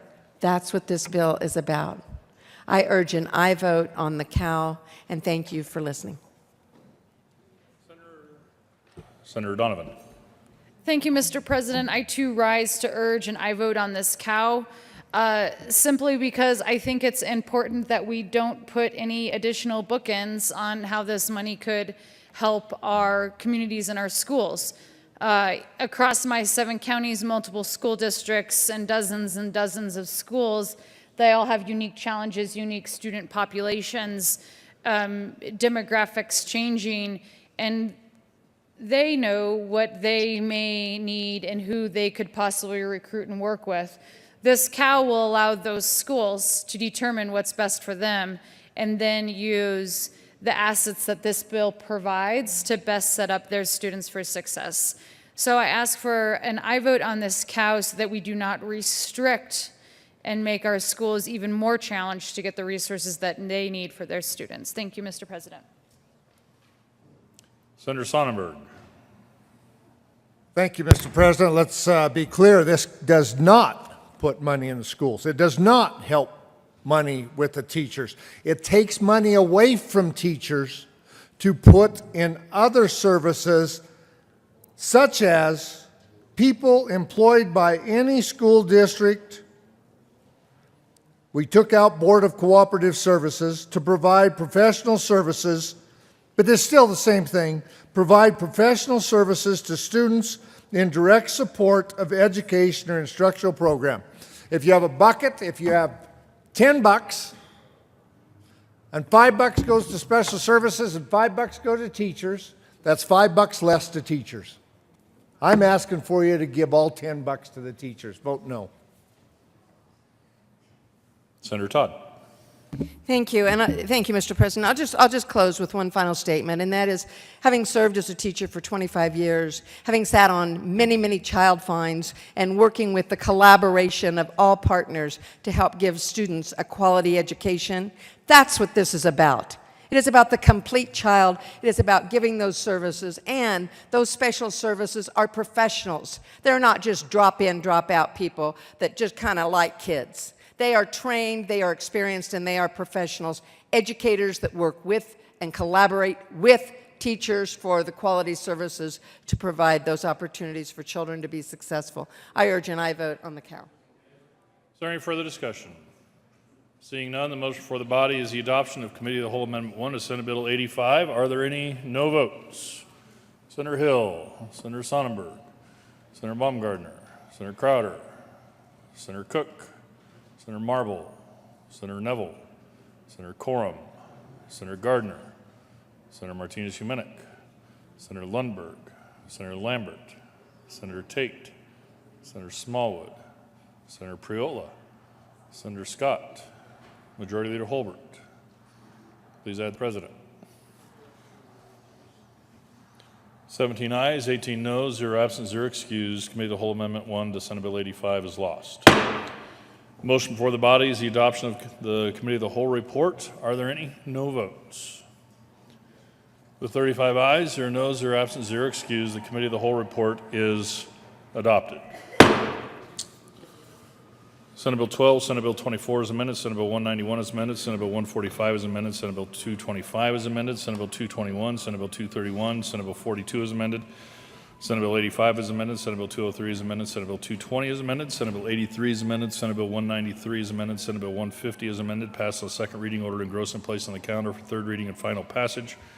House Bill 1069 passed on second reading, ordered revised and placed on the calendar for third reading and final passage. Senate Bill 77, Senate Bill 230, Senate Bill 61 laid over until 4/17/18 and retaining their place on the calendar.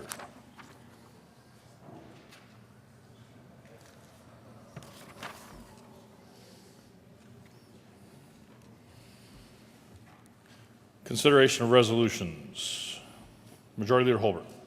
Thank you, Mr. President. I move to lay over Senate Resolution 5 till Tuesday, April 17th. Motion is to lay over Senate Resolution 5 till Tuesday, April 17th. All those in favor say aye. Aye. All opposed, no. The ayes have it, and that will lay over.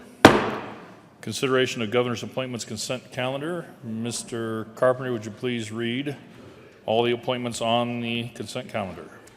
Member of the Uninsured Employer Board for a term expiring September 1st, 2018, Jason Lee Wardrop of Aurora, Colorado, serves as representative of labor organizations appointed. Member of the Workers' Compensation Cost Containment Board for a term expiring December 13, 2019, Jeffrey Michael Citron of Denver, Colorado, serves as executive with good risk management experience in the insurance industry, appointed. Mr. Majority Leader. Thank you, Mr. President. I move all of the consideration of governor appointments consent calendar, including a member of the Uninsured Employer Board and a member of the Workers' Compensation Cost Containment Board. Is there any discussion? The motion before the body is the appointment of the governor's appointments on the governor's appointments consent calendar. Are there any no votes?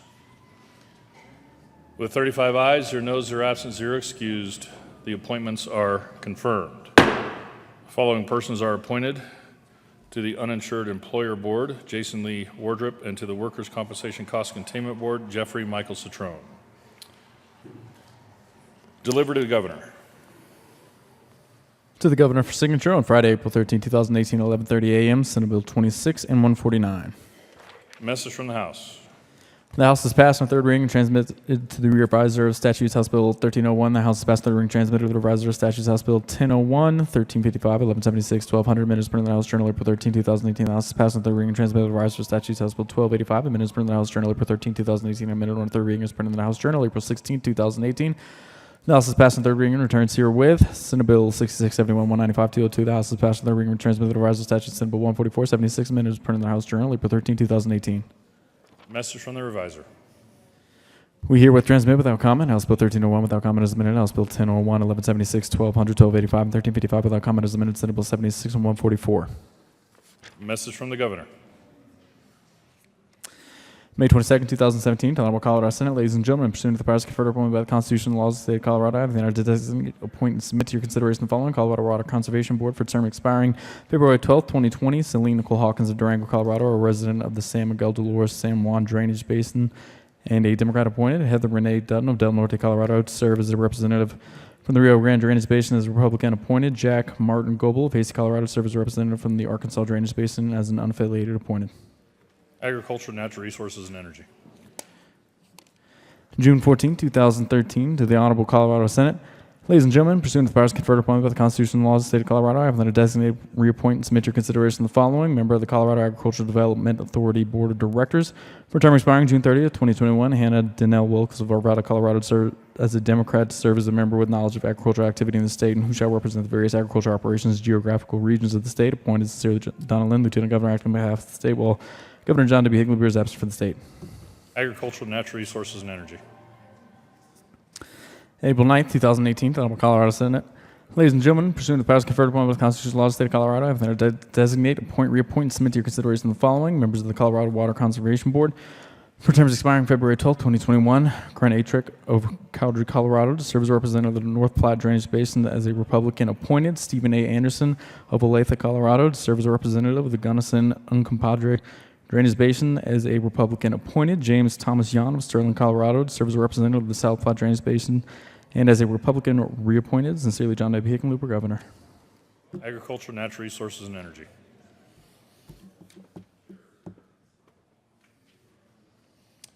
Announcements.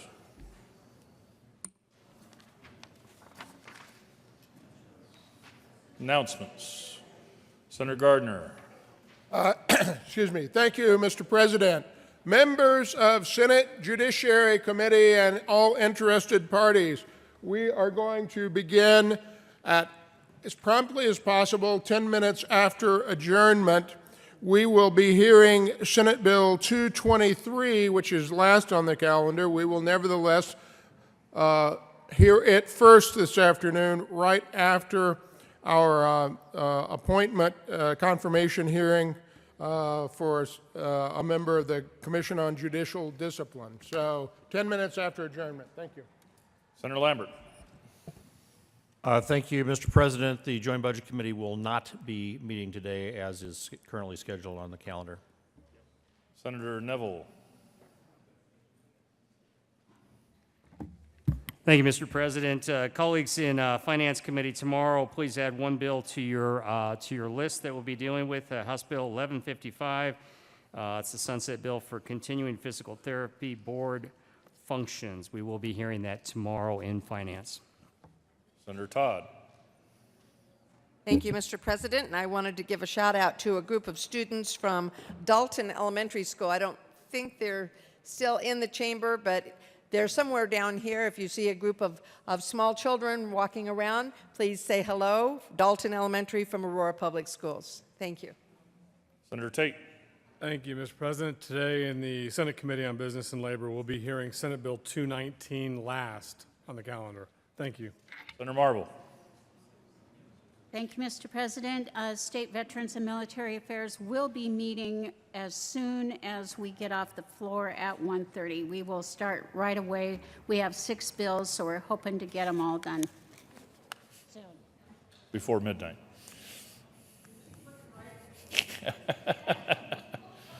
Majority Leader Holbert. Thank you, Mr. President. Thank you, members, and especially thank you to the Minority Leader for good communication here on the floor. We did rearrange a lot on the second reading calendar, but we got through bills between consent and second reading. I think tomorrow we will have 18 bills to vote on thirds, and that's good progress. The reason we are pushing, we have 17 more opportunities to be here together in this chamber before we get to May 9th, and our crystal carriage of lawmaking authority turns back into a pumpkin, and we go home and we're regular citizens just like everybody else. So thank you for your focus and your patience as we work through that long list. We will be doing that more between now and May 9th. We will leave the desk open. We have some House bills coming over, a couple things to read over. You do not need to be here. I wish you a prosperous and productive I guess not prosperous, but a productive afternoon in committee. Mr. President, I move the Senate recess until 2 p.m. today. The motion is for the Senate to stand in recess until 2 p.m. today. All those in favor say aye. All opposed, no. The ayes have it, and we'll stand in recess.